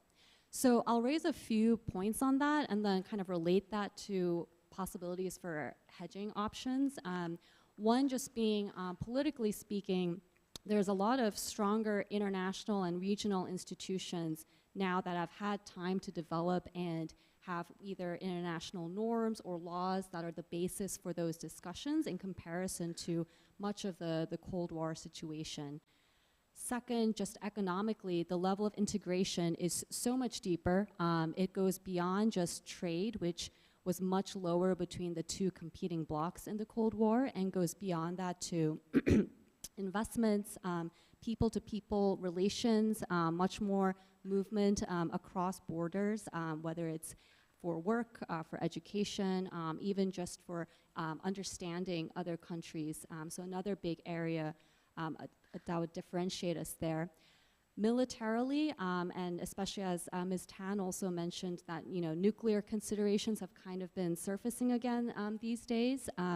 Obviously, the situation in terms of nuclear weapons is at least a bit more stable in comparison to the Cold War, when there were new acquisitions and discussions around norms of arms control and non-proliferation. And then finally, I just want to raise, I think, all sorts of digital issues, and this could take us a whole other panel to go through all of those, but obviously they permeate from a more militarized perspective in cybersecurity to a societal perspective, and especially in terms of how information can be shared and how media is so much more widely accessible in comparison to the Cold War, when you really didn't have as much knowledge about what was going on. And so all of that is to say, the differences across these four dimensions potentially give more options for these multiple layers for contradictory policies, which I think can sound maybe negative at times because nobody wants to be seen as contradictory, but in fact it's not that you're going back and forth on a single policy, but that you have policies across all of these different layers that are possible with so many more touch points among countries in the 2020s compared to the Cold War. So I think thinking about all of those different planes in which countries and interact, and as you mentioned, even within governments, there can be dialogues at different levels across different ministries, and even thinking about track 2 dialogues, civil society having more touch points and more interactions to show that you're not squarely just in one camp or another. So that's kind of what my reaction would be to this question around fleshing out the idea of hedging, and I think a lot of it comes down to some of these differences and the international structural conditions. Yeah, I think Stephanie raised a couple of important points with regards to, firstly, track 2 dialogues, which even track 3 dialogues, which used to take place between US and China much more frequently. This was before the pandemic. I'm not quite sure how the appetite for that will be once the borders in China opens, but there could be potential for Southeast Asia here to play a role. And Chin Tong and I were in Singapore when the Shangri-La dialogues were happening, and that became an area of dialogue, both formal and informal, between the defense ministers of China and the United States, and also some of the other players that were in the periphery of that dialogue. And I'm sure that there could be other possibilities at the track 2 level that countries like Malaysia even can get involved in. And I think the other thing that piqued my interest was with regards to digital issues. And one area of much interest could be the interaction between social media as well as information campaigns or disinformation campaigns, as the case may be sometimes, and how this is played out in this new landscape. Okay, I'll move on to the economic issues now, and the way I will frame the questions will be a bit different from what has been expressed here with regards to RCEP, IPEF, as well as CPTPP. And I'll ask all 3 panelists to respond to this, which is the question of how, rather than asking this question from the perspective of, let's say, US or China, how would countries in Southeast Asia, and perhaps using Malaysia as an example, use hedging strategy with regards to the economic interests of Malaysia, knowing also the economic and political interests of China and US, and how do we hedge on the economic versus the security side of things. And I'll give you a little bit more substantive kind of example, which is to what extent should we use economic leverage to push back on some of the security concerns that we may have vis-a-vis China's position in Southeast Asia? Do you think that would be an effective strategy, or do you think it is too difficult to try to navigate between the security and the economic interests? And even on the US side, the US has clearly taken the option of using the Indo-Pacific Economic Framework as the basis of discussion with countries in Asia, including ASEAN, because they know that the security issues are a bit more harder to get sort of like a consensus on. So to what extent can individual countries use economic leverage to achieve some of its objectives, including on the security side of things? Maybe I can start with Cheng-Chwee and then go on to Zokri as well as Stephanie. Thank you, Kim Ming. Let's start from the notion of economic security nexus. This has always been a mainstream assumption, and also, in fact, I would say an organizing principle underpinning countries, big and small, in and out of Asia's decision over the last 3 decades, certainly throughout the post-colonial era. But the logics are still there, but I think it's getting more and more difficult and harder, especially US-China rivalry, and especially the decoupling momentum. And decoupling clearly is precisely to not to deepen the nexus between economy and security, because the US clearly see the close connection between the economic interdependence, especially those economic interactions that anchor on China, as a source of insecurity to its interests, and therefore lots of a series of efforts to try to decouple, not just between US and China, but also between China and China's relations with basically regional countries all over the world, including those within the US allies and also partners. So I think South Korea is the first one that really feel the heat of this decoupling. And there is a big and also a complex set of trade-off for South Korea to meet. And so far, correct me if I'm wrong, Stephanie, but our understanding is that yuan government basically has to make a decision, knowing all the risks and difficulties and also the price and uncertainties, but South Korea is going to join a Chip-4 alliance. That's one indicator. So I think if South Korea is also facing that challenges and also pressure, I think smaller countries in ASEAN will feel the heat even more. So I think the attempts, the tendency will continue, try to use economic interdependence and more layers of economic arrangements with multiple powers to strengthen our leverage. But I think none of us can say for sure that for how long and what effective we can continue to do so.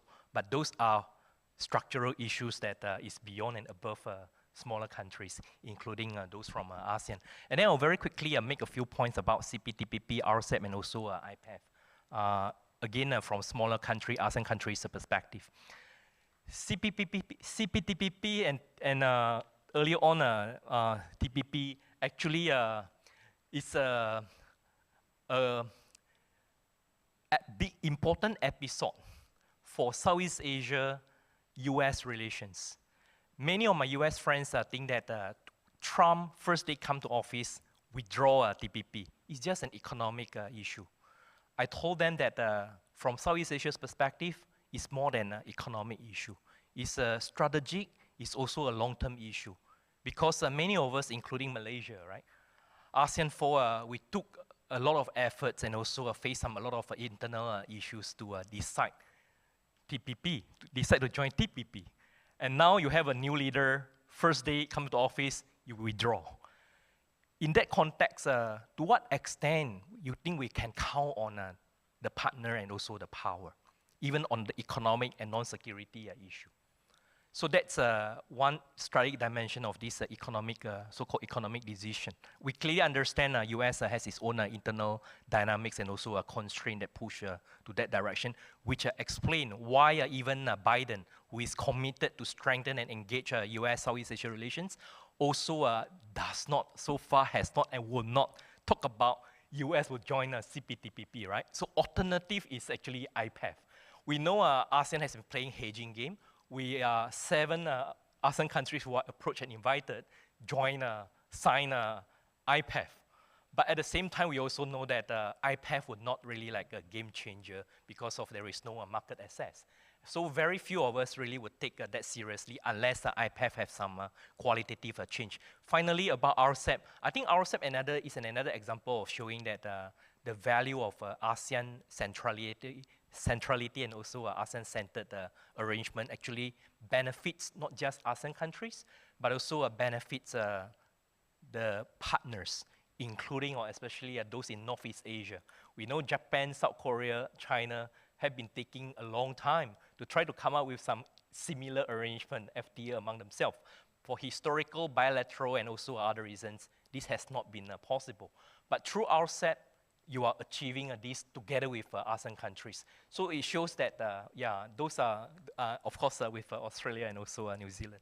So these are, of course, additional examples to show that, yeah, ASEAN centrality is facing a lot of challenges, but I think the hope remains. Dr. Zulkifli, on some of these economic security challenges. Thank you. I think in order to answer those kind of questions, allow me just to depart from the geopolitical perspective into a little bit of a nation-building perspective, because this is where the Malaysians ourselves have to frame and reframe the questions. What is the national interest of our country in dealing with these topics above? And of course, national interest evolves from time to time. So we need to ask ourselves that where are we heading to in the future? And if we are saying that Malaysia will become a high-income nation by 2030, so the question should be how actually that we position this conflict in building ourselves to build ourselves as a high-income nation in 2030. We need the economic perspective, we need the BRI, but also at the same time, we need to evaluate the positions as well as the functions of the BRI in generating our goal towards becoming a high-income nation by 2030. Where do we put ECRL? Where do we put the Sabah pipeline? Where do we put the Malacca Gateway? All these projects, if we connect the dots, and even eventually that it goes towards becoming a high-income nation by 2030, I think we should welcome that.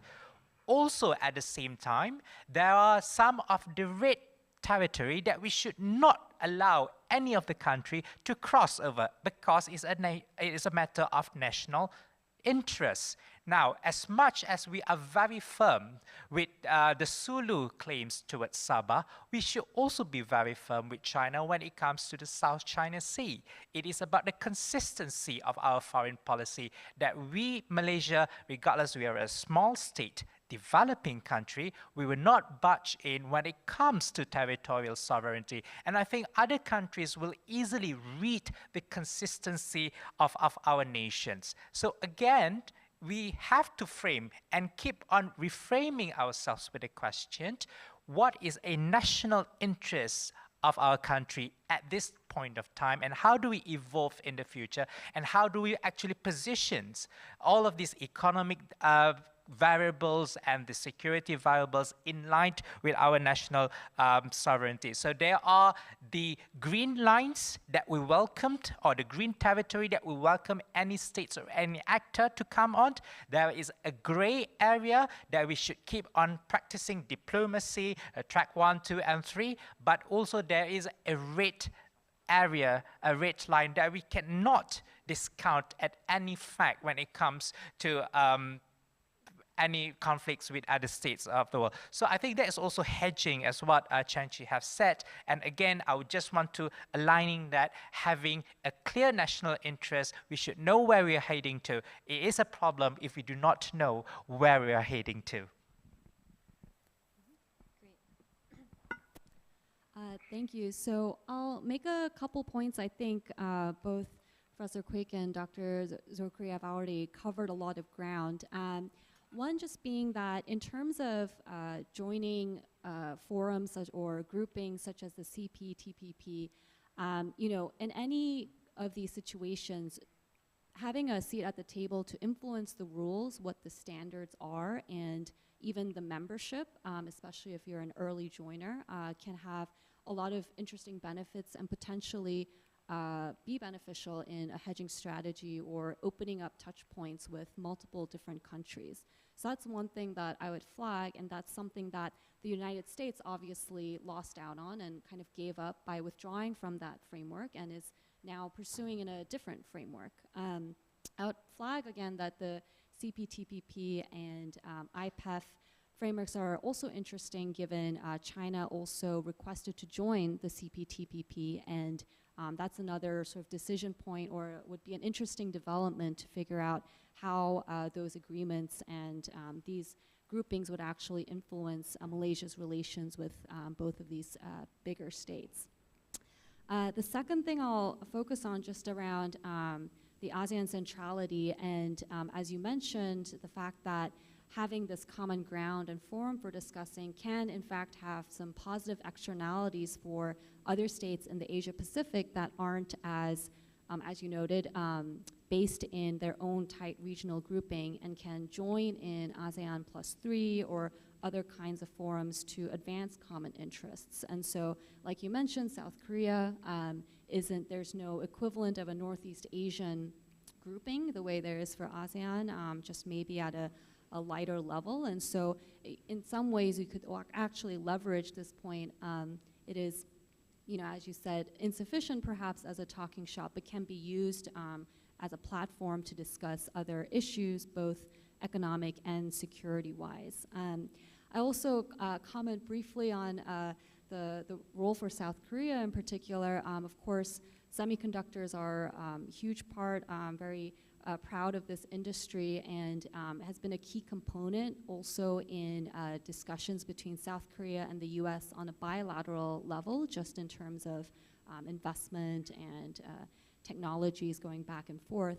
So I do think that whether you're taking that kind of a grouping and creating that from a US perspective, you could think of other ways in which Malaysia can also find its groupings that are aligned with other common interests with the United States, whether it's semiconductors or some other kind of issue as well. Thanks. I'll just ask Cheng-Chwee to comment on two questions that are similar, and then I'll open it up to the floor. Two questions here by Poho Shen as well as Lauren with regards to Malaysia's special relationship with China, quote-unquote special relationship. Mr. Po asks, is this itself a myth? If not, can Malaysia leverage this to navigate great power competition in terms of having this special relationship? And then Lauren L asks, the Malaysian public is growing increasingly skeptical of our special relationship, quote-unquote, with China. Could this hurt? It's an interesting and certainly very critical question for Malaysia. The straightforward answer to this question would be yes, for a long time. I think many Malaysian researchers, experts on the subject matter believe that Malaysia and China have a special relationship, especially on South China Sea. China will assert its interest and also assertiveness vis-a-vis, say, for example, Philippines and also Vietnam, but not to Malaysia. But I think this belief, this impression has faded away since, I would say, 2013, when China increased its presence near our border. And that was a time, Beting Serupai, so on and so forth, Beting Patigi Ali. And this thing continue, right? In fact, the scope is greater, and also the frequency to a large extent is also higher. And to a large extent, that is like almost a permanent presence in one way or another. But what is really shocking, I would say, is May 31st last year, on the 47th anniversary of Malaysia-China relations. Establishment of Malaysia-China diplomatic relations, and Malaysia was the first ASEAN country to recognize and also establish official relations with China, with PRC, at the height of Cold War. So we were shocked on that day. There were 16 PLA aircraft. So it's kind of alarming, past included. So basically, that was another layer of evidence to tell everybody, including those of us in Malaysia, that our relationship with China is not so special after all. So that is one awareness, but it doesn't necessarily mean that the increase or alarm perception of quote-unquote risk and threat towards China means that we would therefore, from now on, we have to shift our policy. I think what we are doing is that we do not want to overplay this thing. Some would interpret that China has its own internal dynamics, and we do not know how is the civil-military relations in China, especially at this sensitive time. So there are clearly things that are going beyond what China want to monitor our activities in those areas, and therefore, I think Malaysia's position has always been still emphasized at the official level as special as possible, even though less and less people actually believe in that. But as I said, that doesn't mean that we have departed. But if China continue to move in this direction, so much so that harm us, harm our interests directly and profoundly, I think we will have no choice but adjust our policy. So that would be my response to that question. Yeah. Okay, I'm going to open it up to the floor now, but before that, just one quick comment on Chinese appetite to invest in Malaysia and Southeast Asia. I think the appetite is definitely there because Chinese companies know that it's much more difficult to acquire companies and to invest in the US as well as Europe in the same manner that they were doing before the pandemic because of restrictions in these countries, and because of the fact that they know that many European as well as Japanese, Korean, and also American companies are coming to Southeast Asia.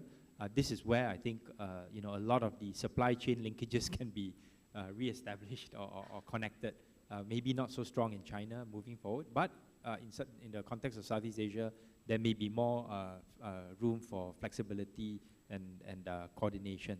But I think Malaysia's challenge would be to have some sort of a structure and a plan to know the kind of Chinese investments that we want to attract, to which part of Malaysia with regards to the local conditions that would be better for certain types of investments versus others. Okay, I see this gentleman has one question. We'll collect 3 questions for the panelists to respond to. Maybe you can identify your name and the organization. My name is Azlan Adnan, Green Party of Malaysia. I'm trying very hard to understand something that hasn't been discussed yet. So I hope the panelists can help me dissect and unpack the drivers of American foreign policy, which to me appears to be very paranoid, adversarial, and even antagonistic.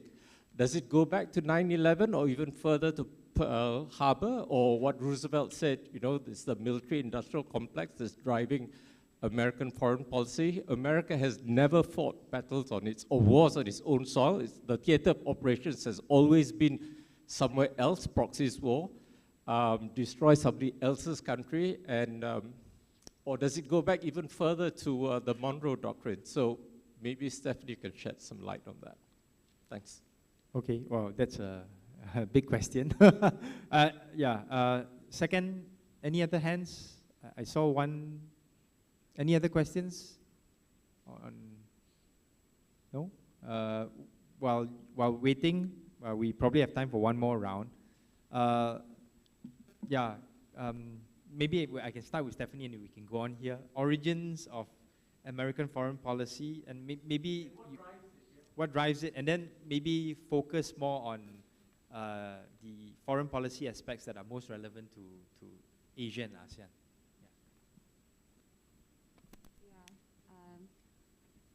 Very tough question. I definitely welcome this perspective, and I'm sure I also appreciate the characterization you made of showing how American foreign policy is being seen right now, or can be seen from the region. I think as with any country's foreign policy, there are going to be a lot of origins for that drive specific elements of it, whether it's at the international structural level.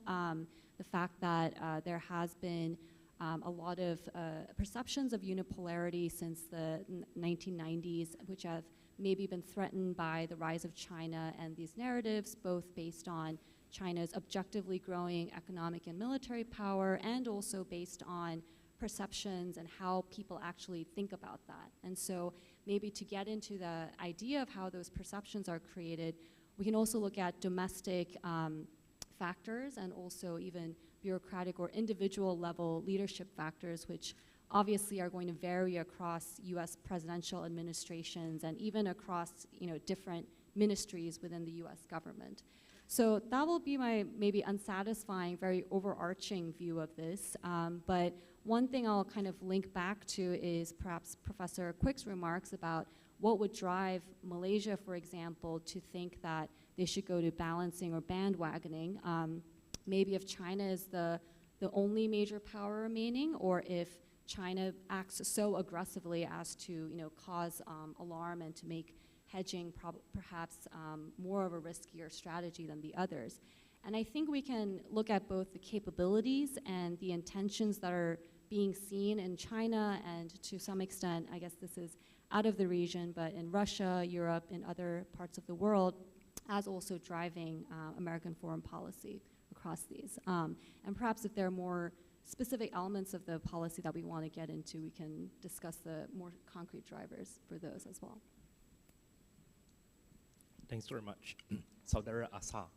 And to answer Asa's question, and also taking the cue from Kim Ming, would be U.S. foreign policy clearly is involve a wide scope. So let's focus on Asia and particularly on China-related issues. I completely agree with what Stephanie has explained.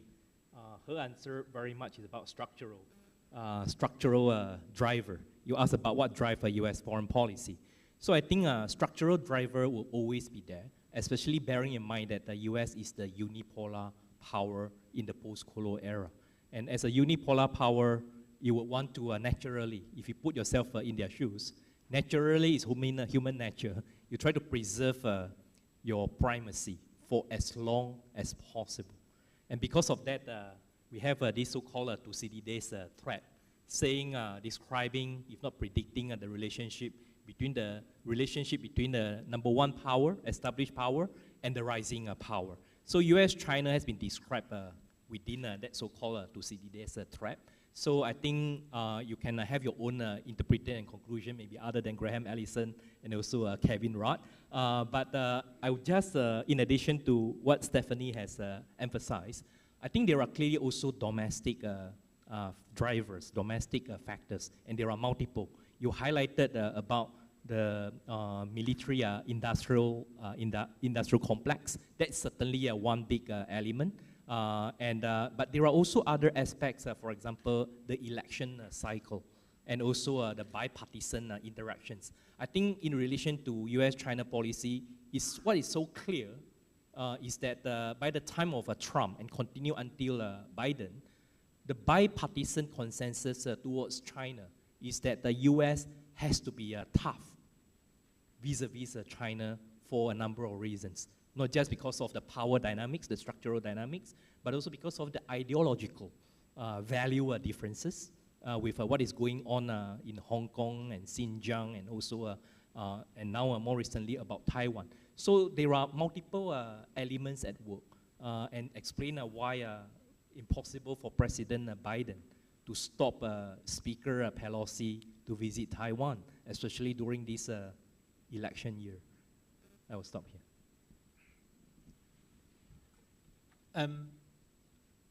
I think just to add on what Stephanie and Cheng-Chwee have said, from my personal observation, the US foreign policy has been not as active as it was before during the Cold War and predecessor towards that. So what we are seeing is that after the Cold War has ended, the US foreign policy is more toward reacting onto new dynamics and new threats in the region, and that is also why China is already in advance in the Asia, and the US foreign policy is more towards reacting on the Chinese advancements in Asia.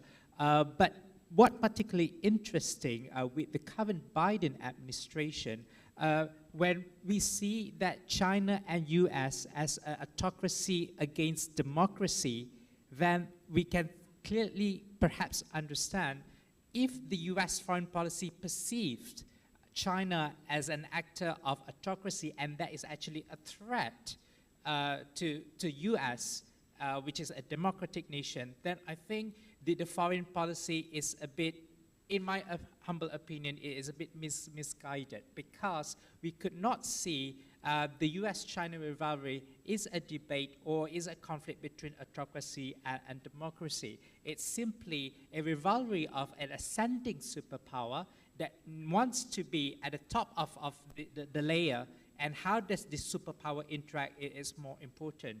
But again, what I think, since the Cold War has ended, I think the US foreign policy is a bit not very clear and not very robust, and it's just on reacting onto the dynamics that's happening in the country, as what both of the panelists have mentioned, as well as external dynamics which involve China.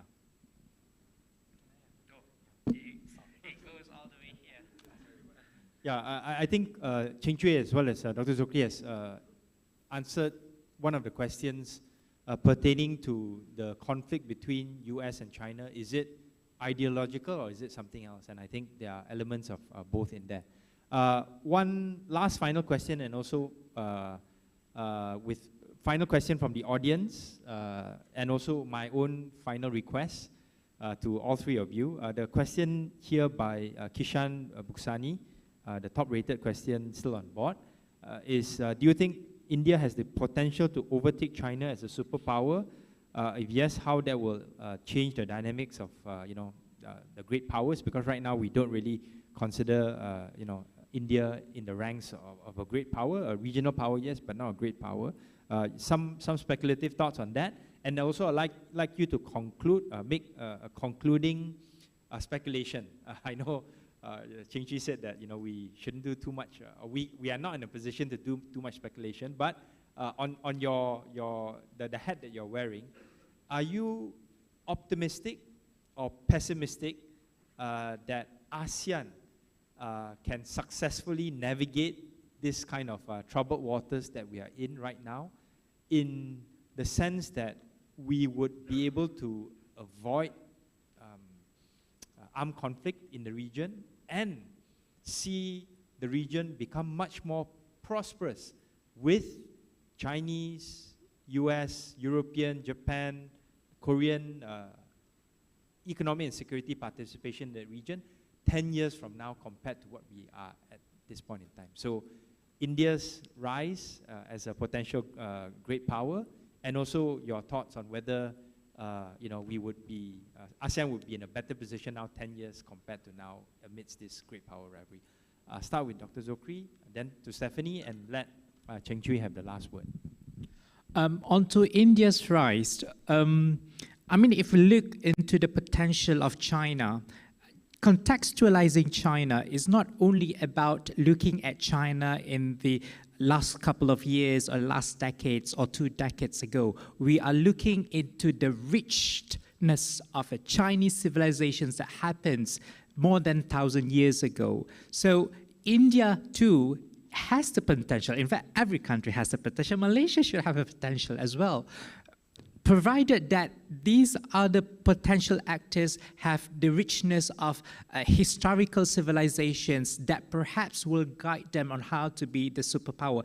And I think this is a very important point, that we should frame the connotations of a superpower as it values that it can offer to the world. It's not probably just based on military and economic might, but what are the values and what are the civilizational aspects that this superpower can add into the world today. So my just a quick answer to that, if India has an excellent track of record of its own previous civilization and history, I think India has a chance to be a superpower as well. All right, looking what happened to China. And I think we have to contextualize India. We need to contextualize China vis-a-vis with one another so that we get a clearer picture in the future. Now, onto this speculation. Rather than speculations, I would think that I would just have a high hope that ASEAN can do it. In fact, it's been a really tremendous achievement. We all have been saying this in a joke.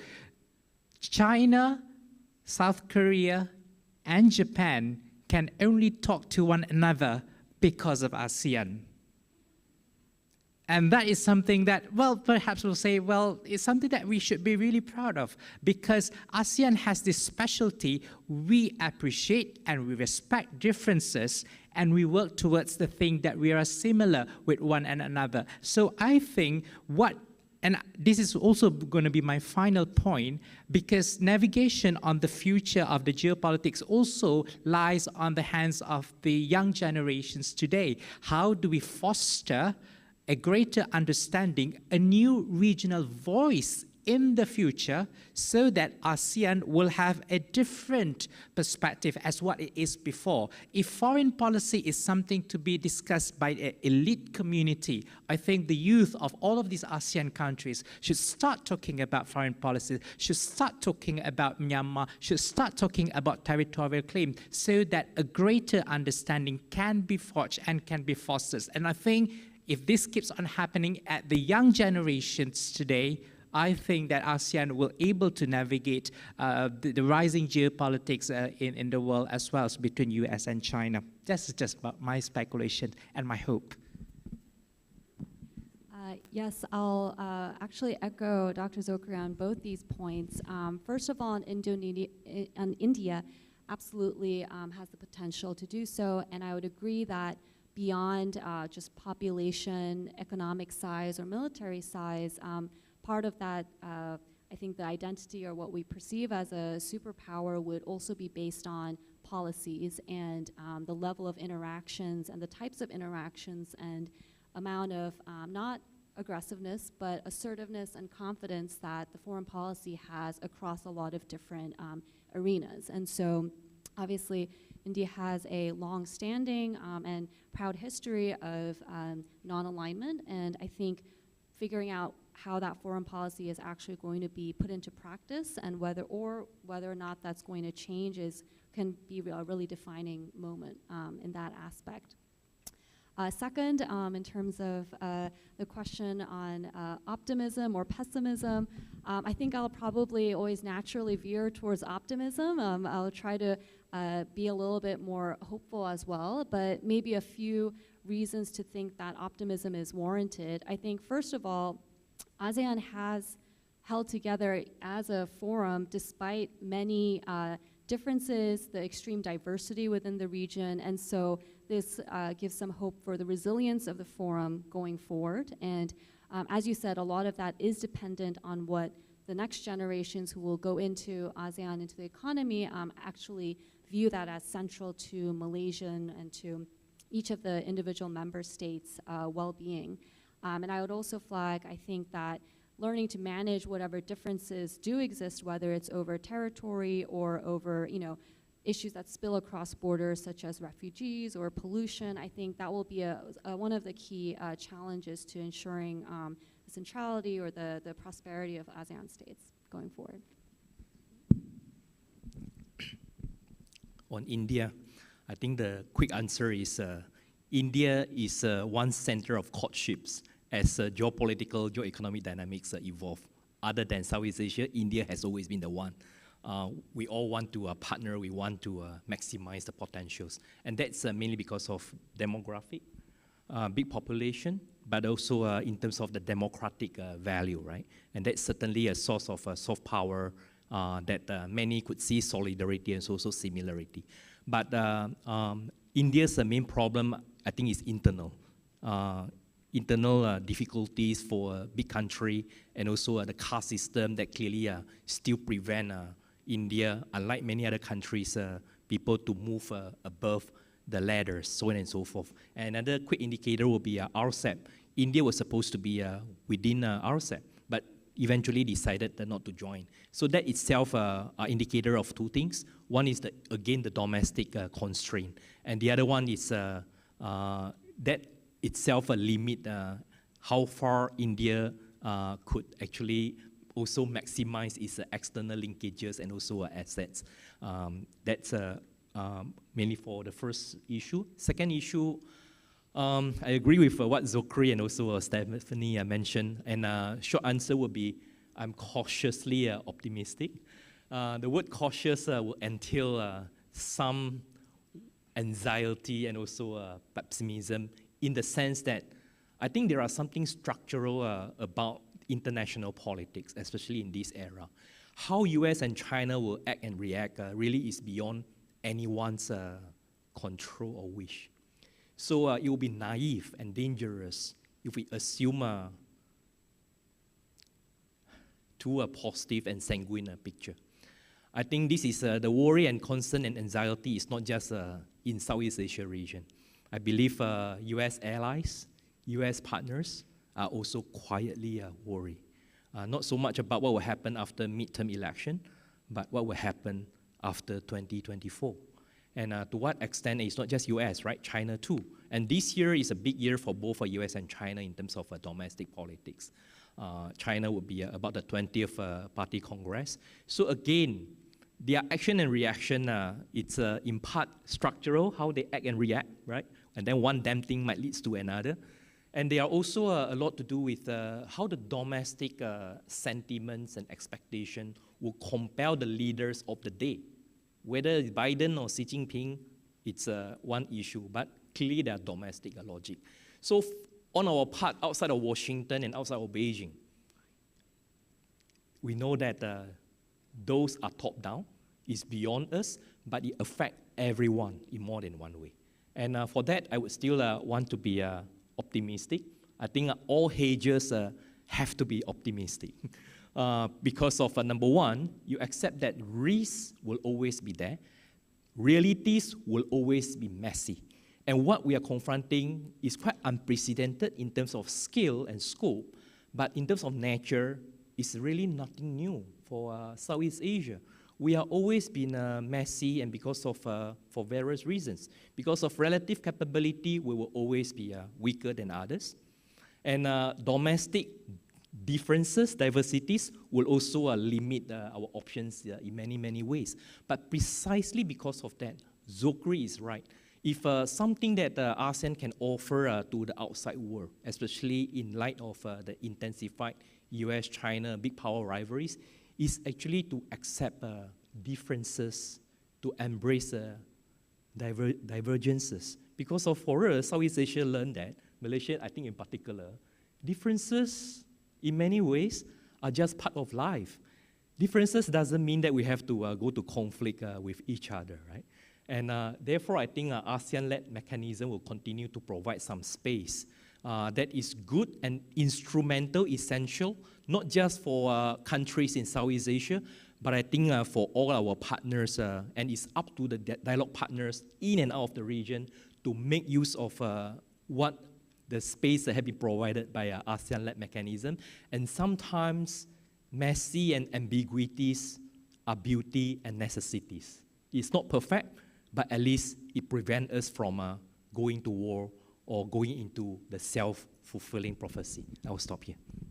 And on that cautiously optimistic note, can I ask you to put your hands together to thank Professor Kuik Cheng-Chwee, Dr. Zulkifli Idris, as well as Stephanie Cha for their very insightful remarks during this time. Pass it on to Iskandar to continue the proceedings. Iskandar, let us know if you want us to stay. Or I think I better to stay.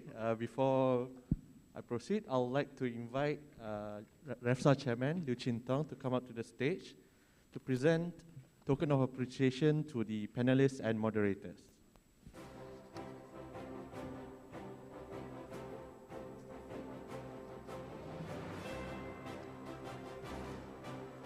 First up, Dr. Ong Kian Ming, the moderator.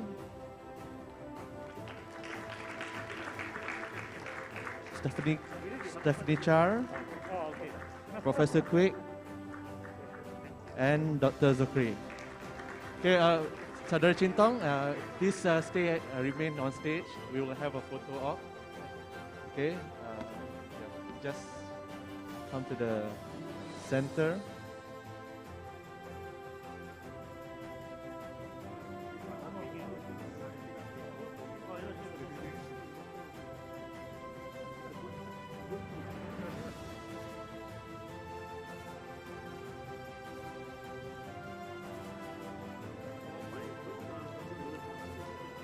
Okay.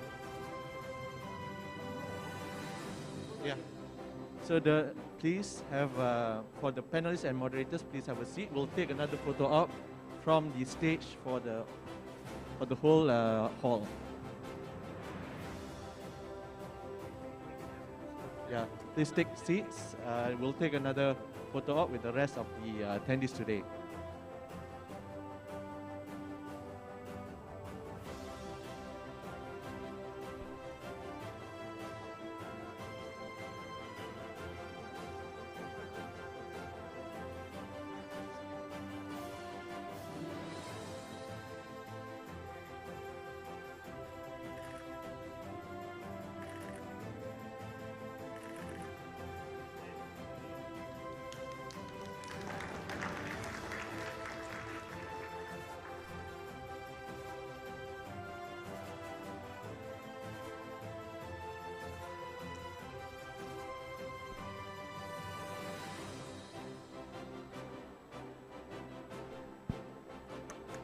Thank you panelists and moderators and speaker. On behalf of the organizer, I'd like to thank all the attendees today for joining us for such an invigorating discussion and also sharing session today. Such a complex topic, of course, is unlikely to be resolved in one sitting.